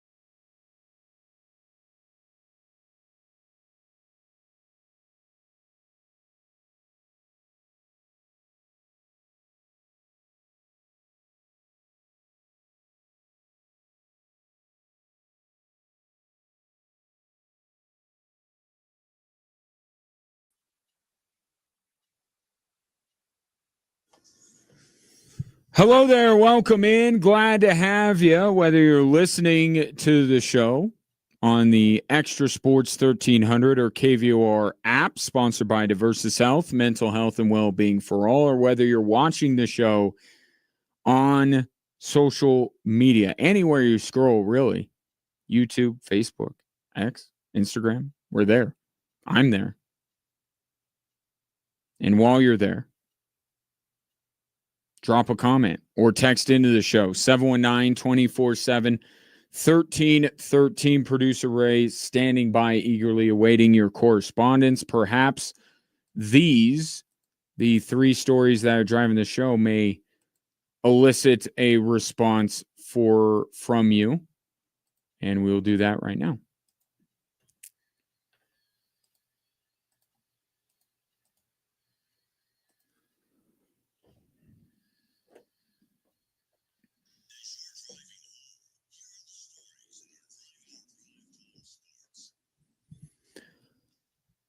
All right, we start with the Avs for story number 1. Their stingy defensive team have been all year. Analytics near the top of the league in the defending areas. And then they've got the firepower and some dangerous guys and really good special teams. For me, the first 2 rounds should prepare us well for Vegas, because we're going to see a little bit of both the teams that we just faced. A natural progression through the postseason for the Colorado Avalanche, according to head coach Jared Bednar, should make their prep a little bit easier, although the style maybe, but I'm fascinated to see this Vegas team against Colorado, because I've been toying with the notion over the last few days that this version of the Vegas Golden Knights, since John Tortorella got there, had him playing more direct, getting into teams a little bit more physical, the way that Carter Hart has played, I think this version of the Knights actually might be better than Minnesota. I know we got so caught up in the way that the playoffs are seeded in the Pacific Division and what they were throughout the season. This Vegas team looks different. And I think that they might give the Avs more resistance than either Minnesota or Los Angeles have done so far. And another reason for that, and this is before John Tortorella and also after him, I mean, the core of this team won a Stanley Cup together. I think at times, and everything I'm saying about Vegas, I could say about Colorado. At times, these two teams, it's shown that they are the more battle-tested. They know what it takes more than their opponents, especially on Vegas' side. Utah and Anaheim aren't close to Colorado. But I would even say from a team success standpoint, knowing what it takes in this round standpoint, I would say that Vegas is better equipped than LA or Minnesota. So I think Vegas presents some challenges that the Avalanche have not faced in these playoffs. And that's why maybe Vegas, we might look back and say, actually, that Vegas team is better than Minnesota. But for the Avs, to say on their behalf, Vegas hasn't faced a team as close to Colorado, even close. If there is a team game 1 Wednesday night that looks a little shocked at the talent or the team that they're going against, it would be Vegas, not Colorado. Vegas is kind of a natural progression, as I mentioned, throughout the playoffs. This is a huge jump for Vegas to go from Utah and Anaheim to this Colorado team. Now, does it last 5 minutes, 10 minutes, 2 periods, 3 periods? That remains to be seen. But I think there will be, whether they'll admit it or not, there will be a little shock from the Golden Knights. Like, man, we haven't been playing a team like this so far. But every day that goes by, the more I dig into this matchup, the more I like this matchup in terms of just it's going to be a compelling series, however long it may go. And just because it may end in 5, potentially, doesn't mean, or even if it ends in a sweep, like the chess match, the matchups, the games themselves, I think whether it's 4, 5, 6, or 7, have a chance to be even more compelling than the 5 were against Minnesota. So I love this series more and more the more I dig into it. But I keep coming back to the same place. That I think ultimately the Avs' depth is what wins the day, but an X factor or the X factor for both of these teams, goaltending. Especially on Vegas' side. I think they need Carter Hart to be capable of stealing a game. And I think he has the talent to do so, but they're going to need him to. But the Carter Hart experience could work the other way. To my earlier point about how Vegas hasn't seen a team like Colorado for a 7-game series.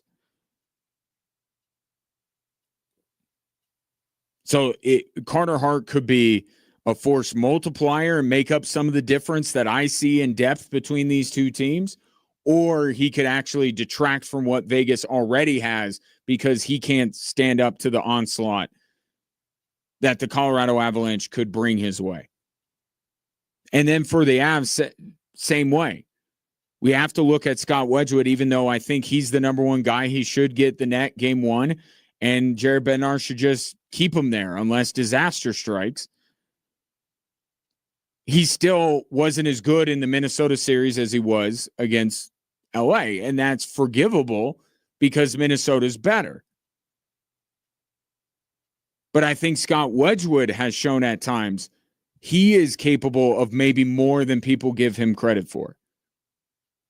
I don't think he's going to detract from what the Colorado Avalanche are doing in this series. I think he can only add to it. Perhaps another reason that I think the Avs will win this series, but it's interesting. This matchup, top to bottom, should be a good one starting Wednesday at 6 o'clock on Extra Sports 1300. Here's story number 2. Again. There he is. SGA with 5. SGA step back 3. He's got it! Peacock on the call. That was the jumper over Spencer Jones that ultimately won Shai Gilgeous-Alexander the MVP. Maybe not. But it certainly made him the front runner if he wasn't already at that point. A lot of SGA MVP conversation after that one. But SGA, to no one's surprise, was named NBA MVP yesterday. News got out a little bit earlier than certain people would have liked. I don't know if you saw that. But I'll maybe pick that up a little bit later. But SGA, with a case no more compelling, and I think less compelling than a year ago for the MVP, wins in a bigger landslide than he did last year.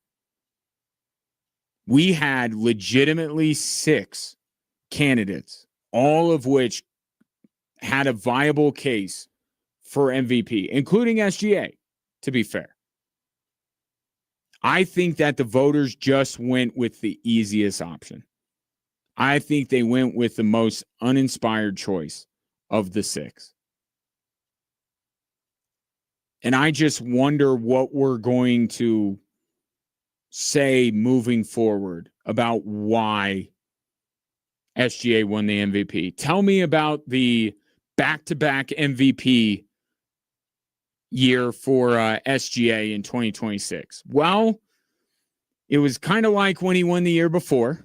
OKC was much better than everyone else, and he certainly had good numbers. Did he lead the league in anything? No, he didn't, but he did very good. It's like we had guys this year, and I think there's obviously team success is important. Statistical success is important. SGA's got both of those, certainly. But there's a third one. And people want to use the dirty word narrative. I think story. It's a nicer word. Story. Who's the story of this season? The only story regarding SGA is how much fans despise the way he plays basketball.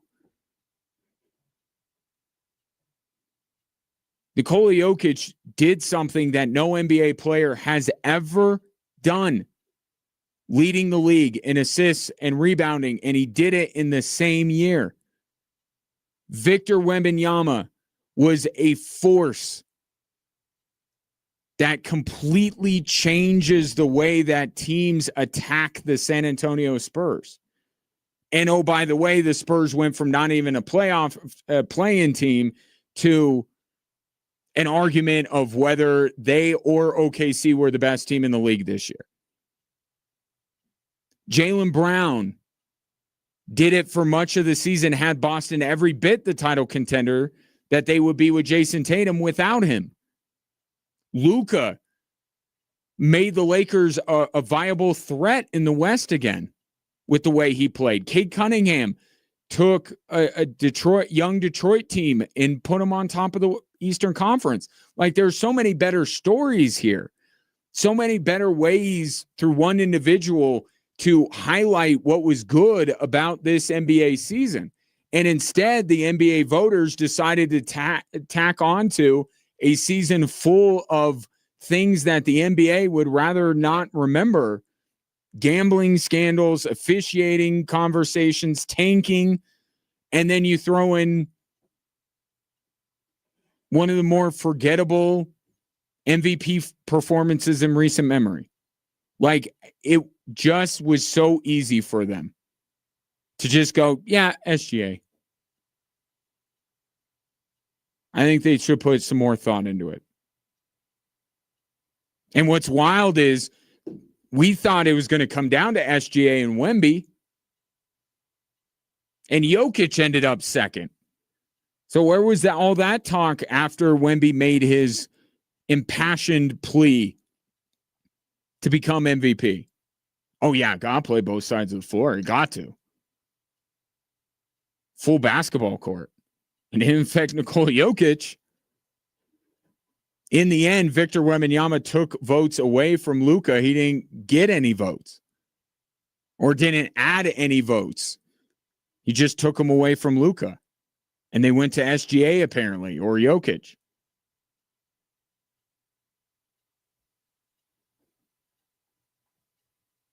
Kind of feels like a waste of time. This MVP. We talked about the MVP a lot this year. Now it all seems like a waste. Because they were always going to go back to SGA. I would legitimately like to ask one of these voters, what could have happened with SGA this year where you would have not voted him the MVP? I don't think there's much, as long as he hit those 65 games. But nice little nod to Nikola Jokic, I suppose, if you're into ranked choice voting. That's now 6 straight years that he's been first or second in the MVP. Maybe, again, we don't move him off of the throne of being the best player in the world quite yet. It's coming. I know it is. But not right now. I mean, we want to talk about narrative. Well, what Wemby would have gotten more MVP votes if people thought he was the best player in the world at this point. But SGA wins. And I don't know. Like, I guess I will throw in, I don't know if you saw it, but yesterday, Shams Charania of ESPN tweeted out that Shea won yesterday morning. And the official announcement was supposed to happen during Amazon's coverage of the Game 7 between Detroit and Cleveland, and the Amazon people were all butthurt about it.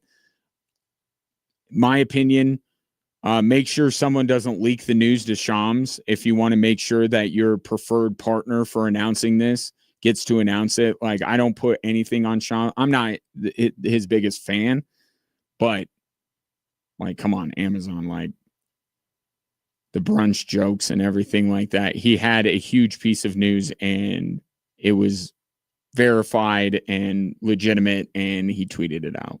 Like, that's, you complain to the NBA, don't complain to Shams. But at any rate, it is kind of fitting, though, that we all found out that way, because it was the MVP vote that could have been an email. So it might as well have just been put in a tweet instead of the pomp and circumstance of an actual announcement.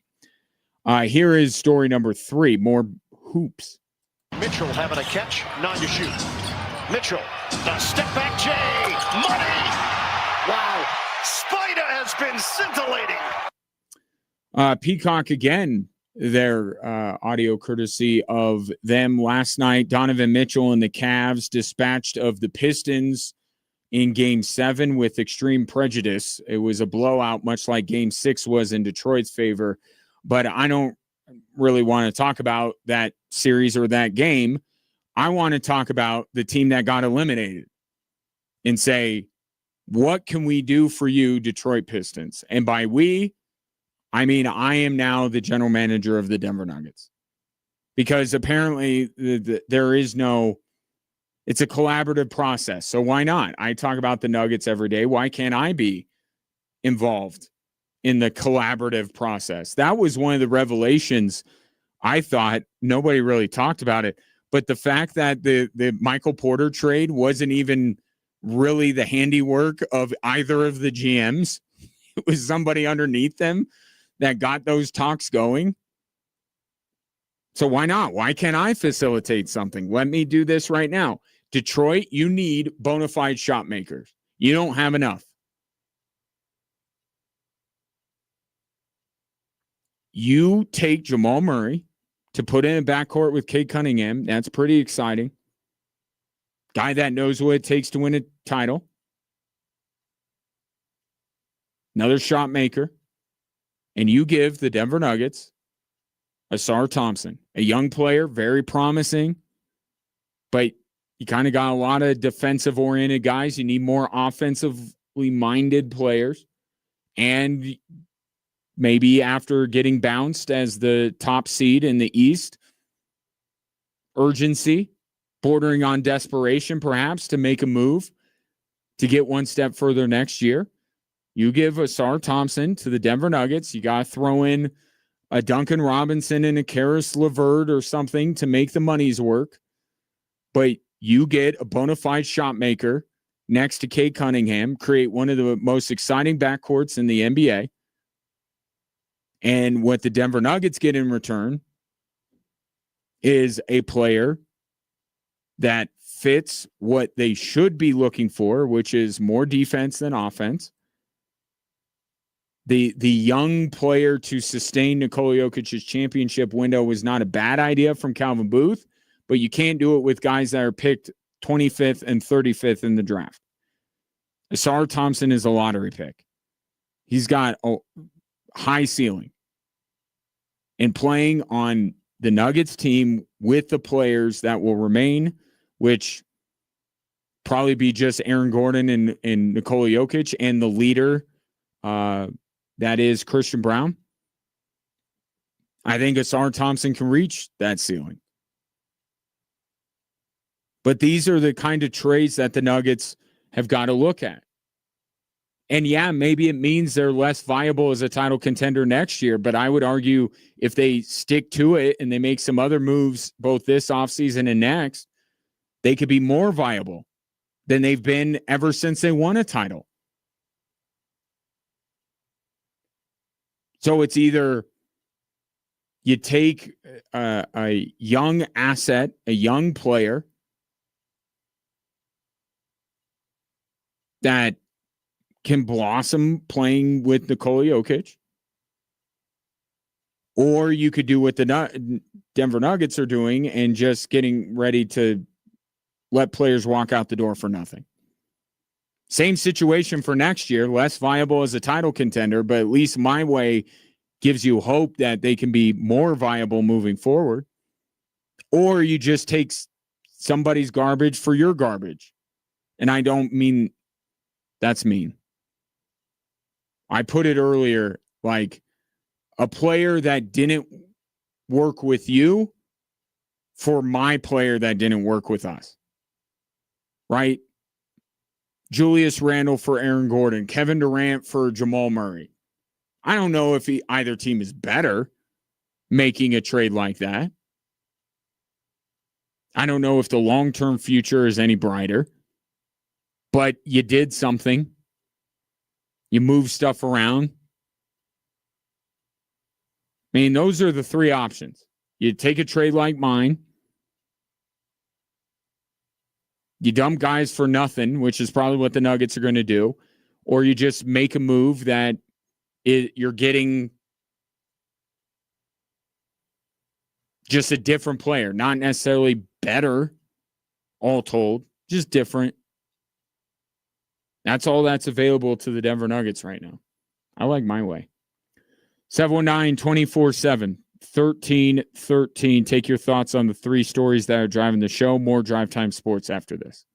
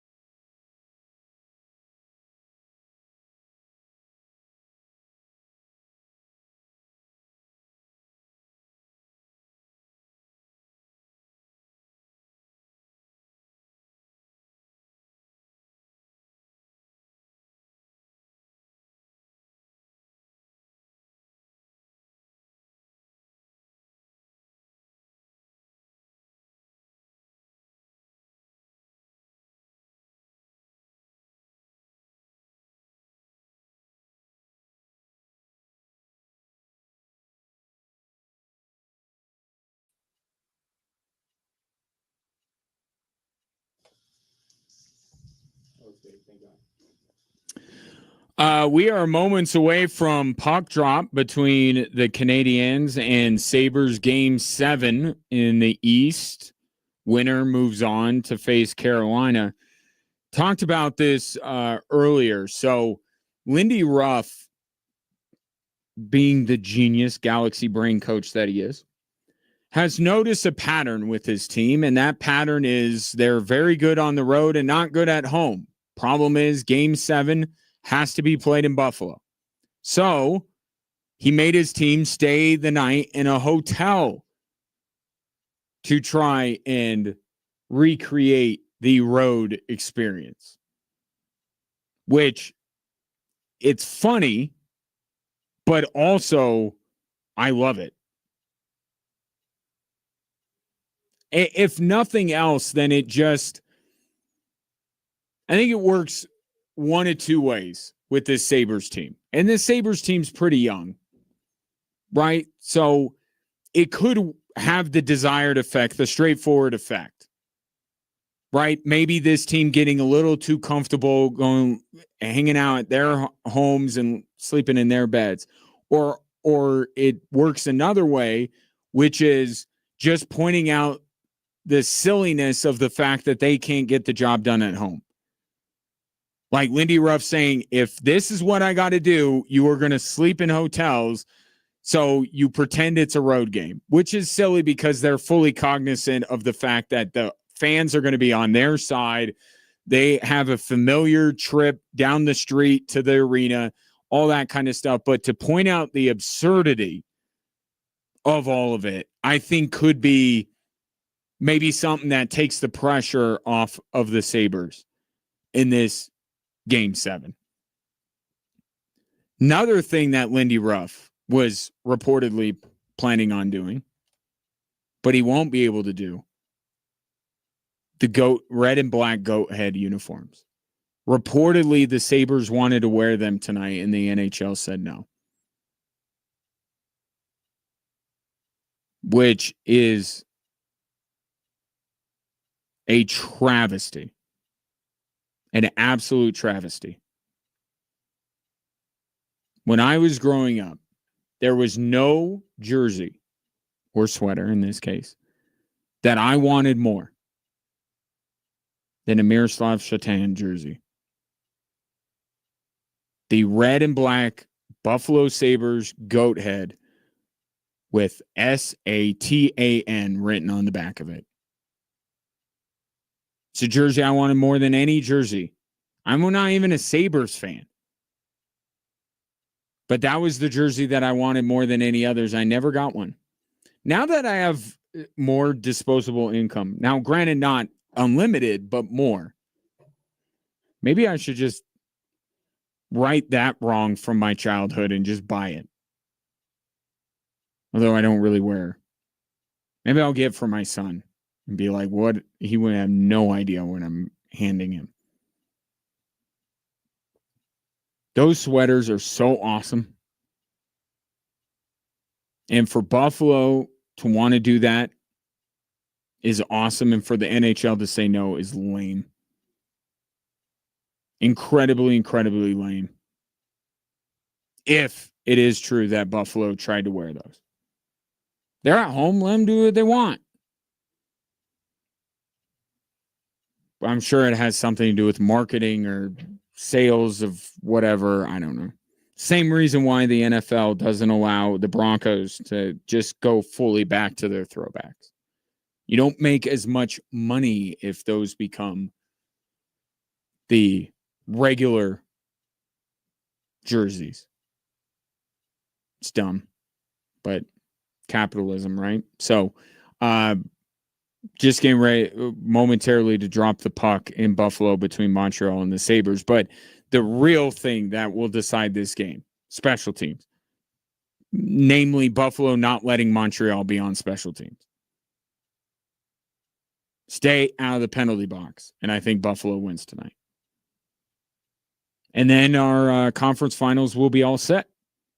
It'll be Carolina against the winner of this game, and, of course, Vegas in Colorado. And we'll finally get that one going at long last. It's been a long wait already, and we got really 2 more days. I know I tried to do the Jerry Seinfeld thing last week. Like, the weekend's fine, and then they play Wednesday night, so you don't really count Wednesday. No, I do. A whole Wednesday will have gone by before the Avs drop the puck. Today's almost over. Still 2 more days in my mind before the puck is dropped on game 1. 719-24-7-13-13. Last call for your text. We'll take a break, hit some of the things that we haven't yet here on Extra Sports 1300.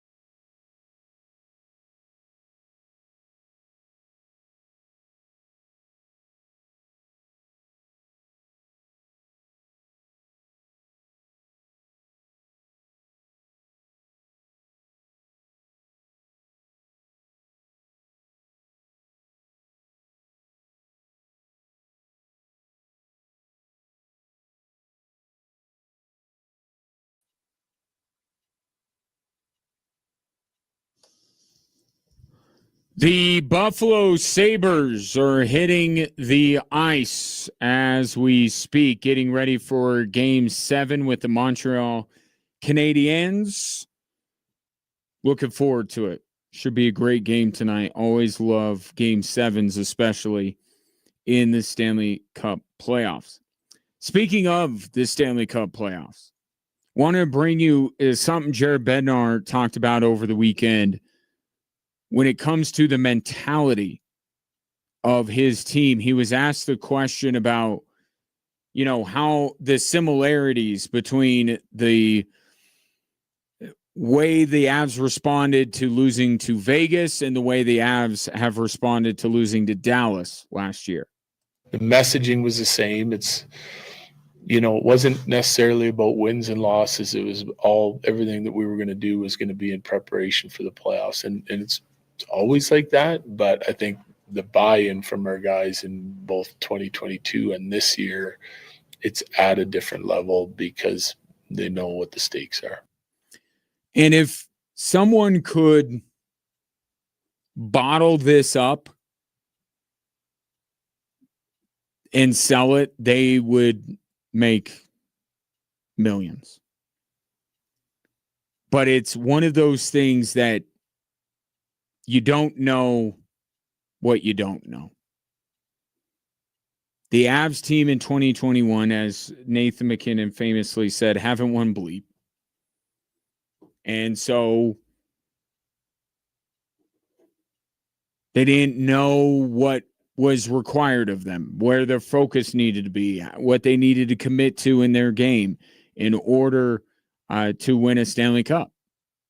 And then it was put on full display against Vegas as Vegas came back from 2-0 down to win the series. They realized, we got to be this or we got to do this. And also the hunger level that was already there for Landeskog and McKinnon and that group, it reached another level. And the same thing happened or is happening, present tense, with this Avs team.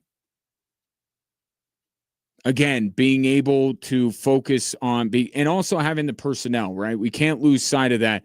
The players, the type of players you have matters.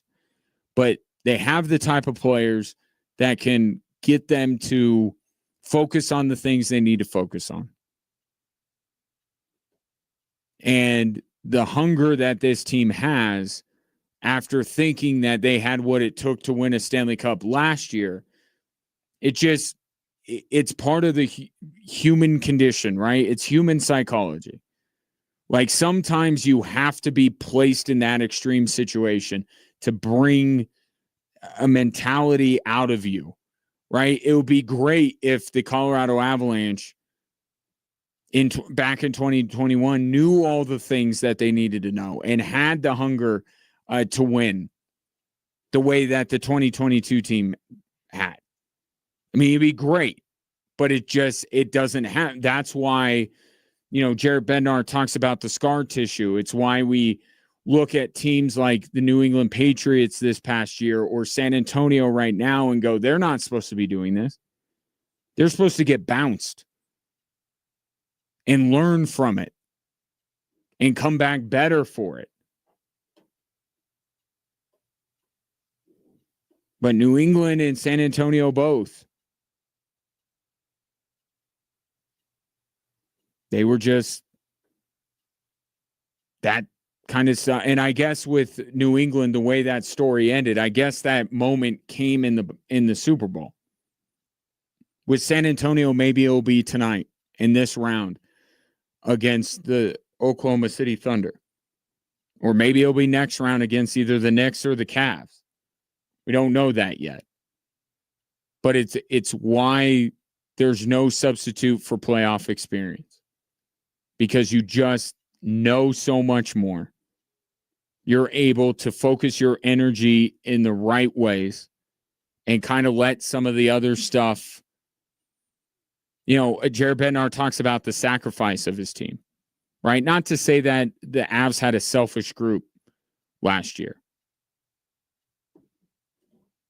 but there are a lot of teams that haven't had success that still are chasing individual success. And when Jared Bednar says something like that, you could tell the entire way they've approached this season. And I keep attributing it to Gabriel Landeskog in his return. I think he has meant everything. The way this team conducts themselves, the way they go about their business, I think is a direct result of having Gabriel Landeskog, their captain, with them for the whole year. And that accountability. But I think you see it. I think this team reminds you of 2022 in a lot of different ways. But I think Vegas might be talking about how this team reminds them of 2023, or maybe they're even better with the addition of Mitch Marner. Going to be a great series. Speaking of, I mentioned San Antonio. So they play game one. I'm actually very much in on this series. I am. And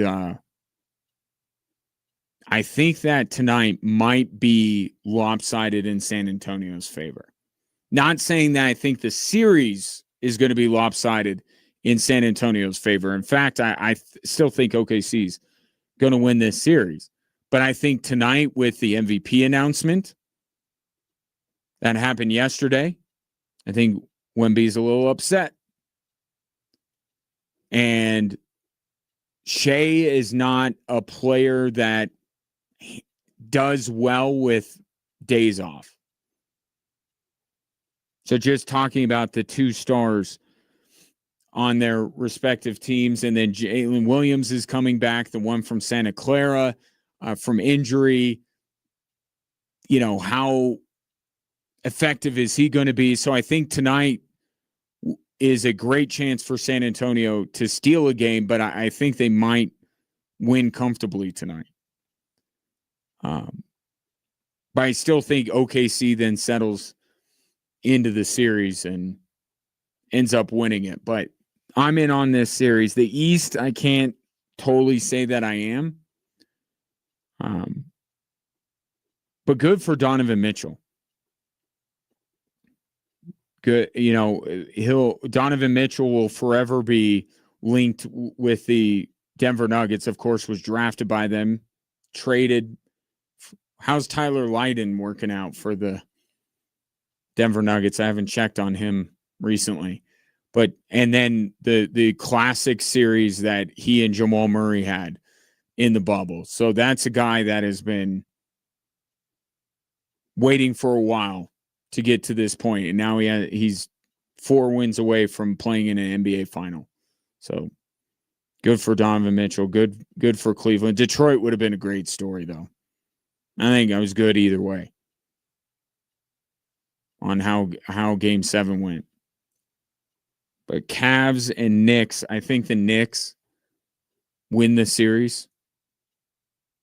And I think we get OKC New York, but I think tonight could be interesting with Wemby. We haven't seen mad Wemby yet. Well, you know, we did. He threw an elbow into Naz Reid's neck. I take that back. Angry and motivated, Victor Wembanyama. He has a reason to be angry and motivated after Shea won the MVP. So I think Victor may have a big game tonight. And let's not forget, too, if they win going away, that's a little bit of a hot take from me. But remember how this season series went. Like, I understand why OKC would want to explain it away. Like, those games meant far more to San Antonio than they did OKC. Fair enough. But there are some aspects of the Spurs that do give Oklahoma City some problems. And Victor Wembanyama's one of them. So, yeah, I think tonight might be a Spurs win. It may not be close either. So that's tonight. Montreal and Buffalo underway. Buffalo has not gone to the penalty box yet. So far, so good. I do like their sweaters. I just think the red and black goat head sweaters would be so much better. And then Montreal, I don't even want to. I'm a hockey guy. I don't want to say anything about Montreal's uniform. They're great. Classic, no problem there. And I mean that. Like there are some teams, Yankees, Montreal, the Boston Celtics, like you did it right the first time. Just keep it. Keep it this way. You don't need to do a whole bunch of other stuff like some other teams do. Nothing, just underway in Buffalo between the Sabres and the Canadiens. What else? Switchbacks. Big win on Saturday. Both big in magnitude, but also big in margin.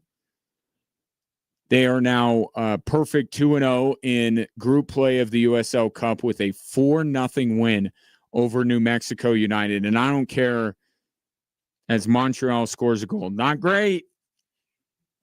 Montreal just took a 1-0 lead. Ukko-Pekka Luukkonen. It's really, if you practice it once, it's really not that hard to say Ukko-Pekka Luukkonen. ESPN. But anyway, Canadians score first. Switchback scored first and then scored again, and then in the second half they scored one more time. I don't care what New Mexico was doing with their lineup. If that game was the USL Championship final, would that be the 11 New Mexico put out there? No.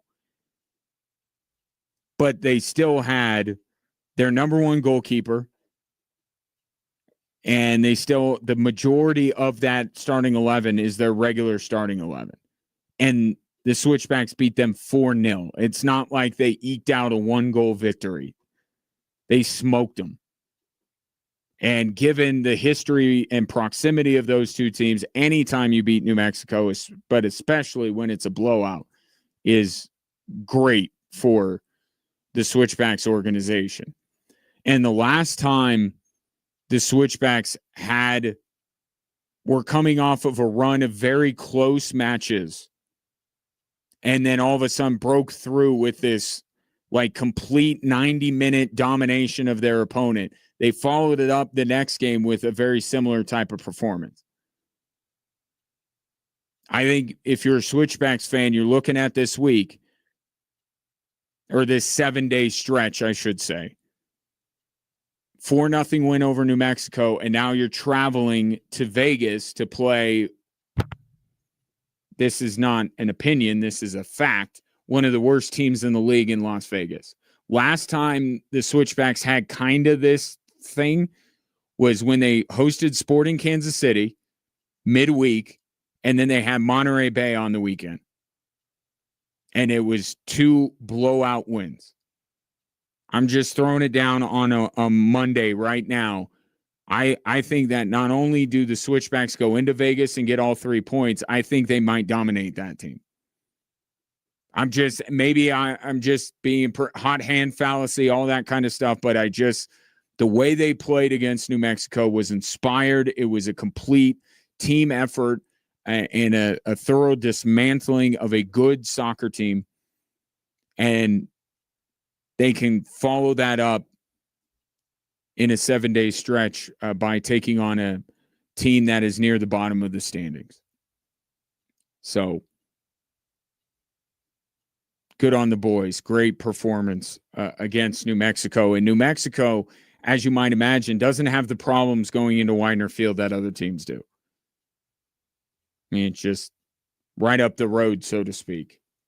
Fans travel well. It's not the home field advantage for the Switchbacks that it is against so many other teams. So it's a big win for a number of reasons. And it kind of fits in with what the theme has been of this season for the Switchbacks under first-year head coach Alan McCann. Like this stuff that the Switchbacks never do or haven't done. Like that stuff is going by the wayside. The team doesn't get wins in Phoenix. They got to win in Phoenix. They've never beaten an MLS club. They beat an MLS club. San Antonio's been a house of horrors. They take a point from them. Probably should have won that match. And New Mexico, team they haven't had the success at home against. And most games with New Mexico are tight in the switchbacks. Blow them out 4-0. Great performance by Alan McCann's club. And again, as I mentioned, Saturday evening, and I mean evening, 8:30 kickoff. Join me, please. I could use the company. Saturday night on Extra Sports 1300. That is all I got. Tomorrow, more obviously getting you ready for the Avs and Golden Knights. More sound from the Avs and the Knights themselves. We'll see how this Game 7 goes with Montreal and Buffalo, and also Game 1 between San Antonio and Oklahoma City. I almost said Minnesota. Nope, not Minnesota. They're done. Just goes to show how far the Nuggets are away from being a title contender again. But that's neither here nor there. I appreciate your patronage. Have a good rest of your evening, and we'll reconvene tomorrow at 3 on both 740 KVOR and Extra Sports 1300.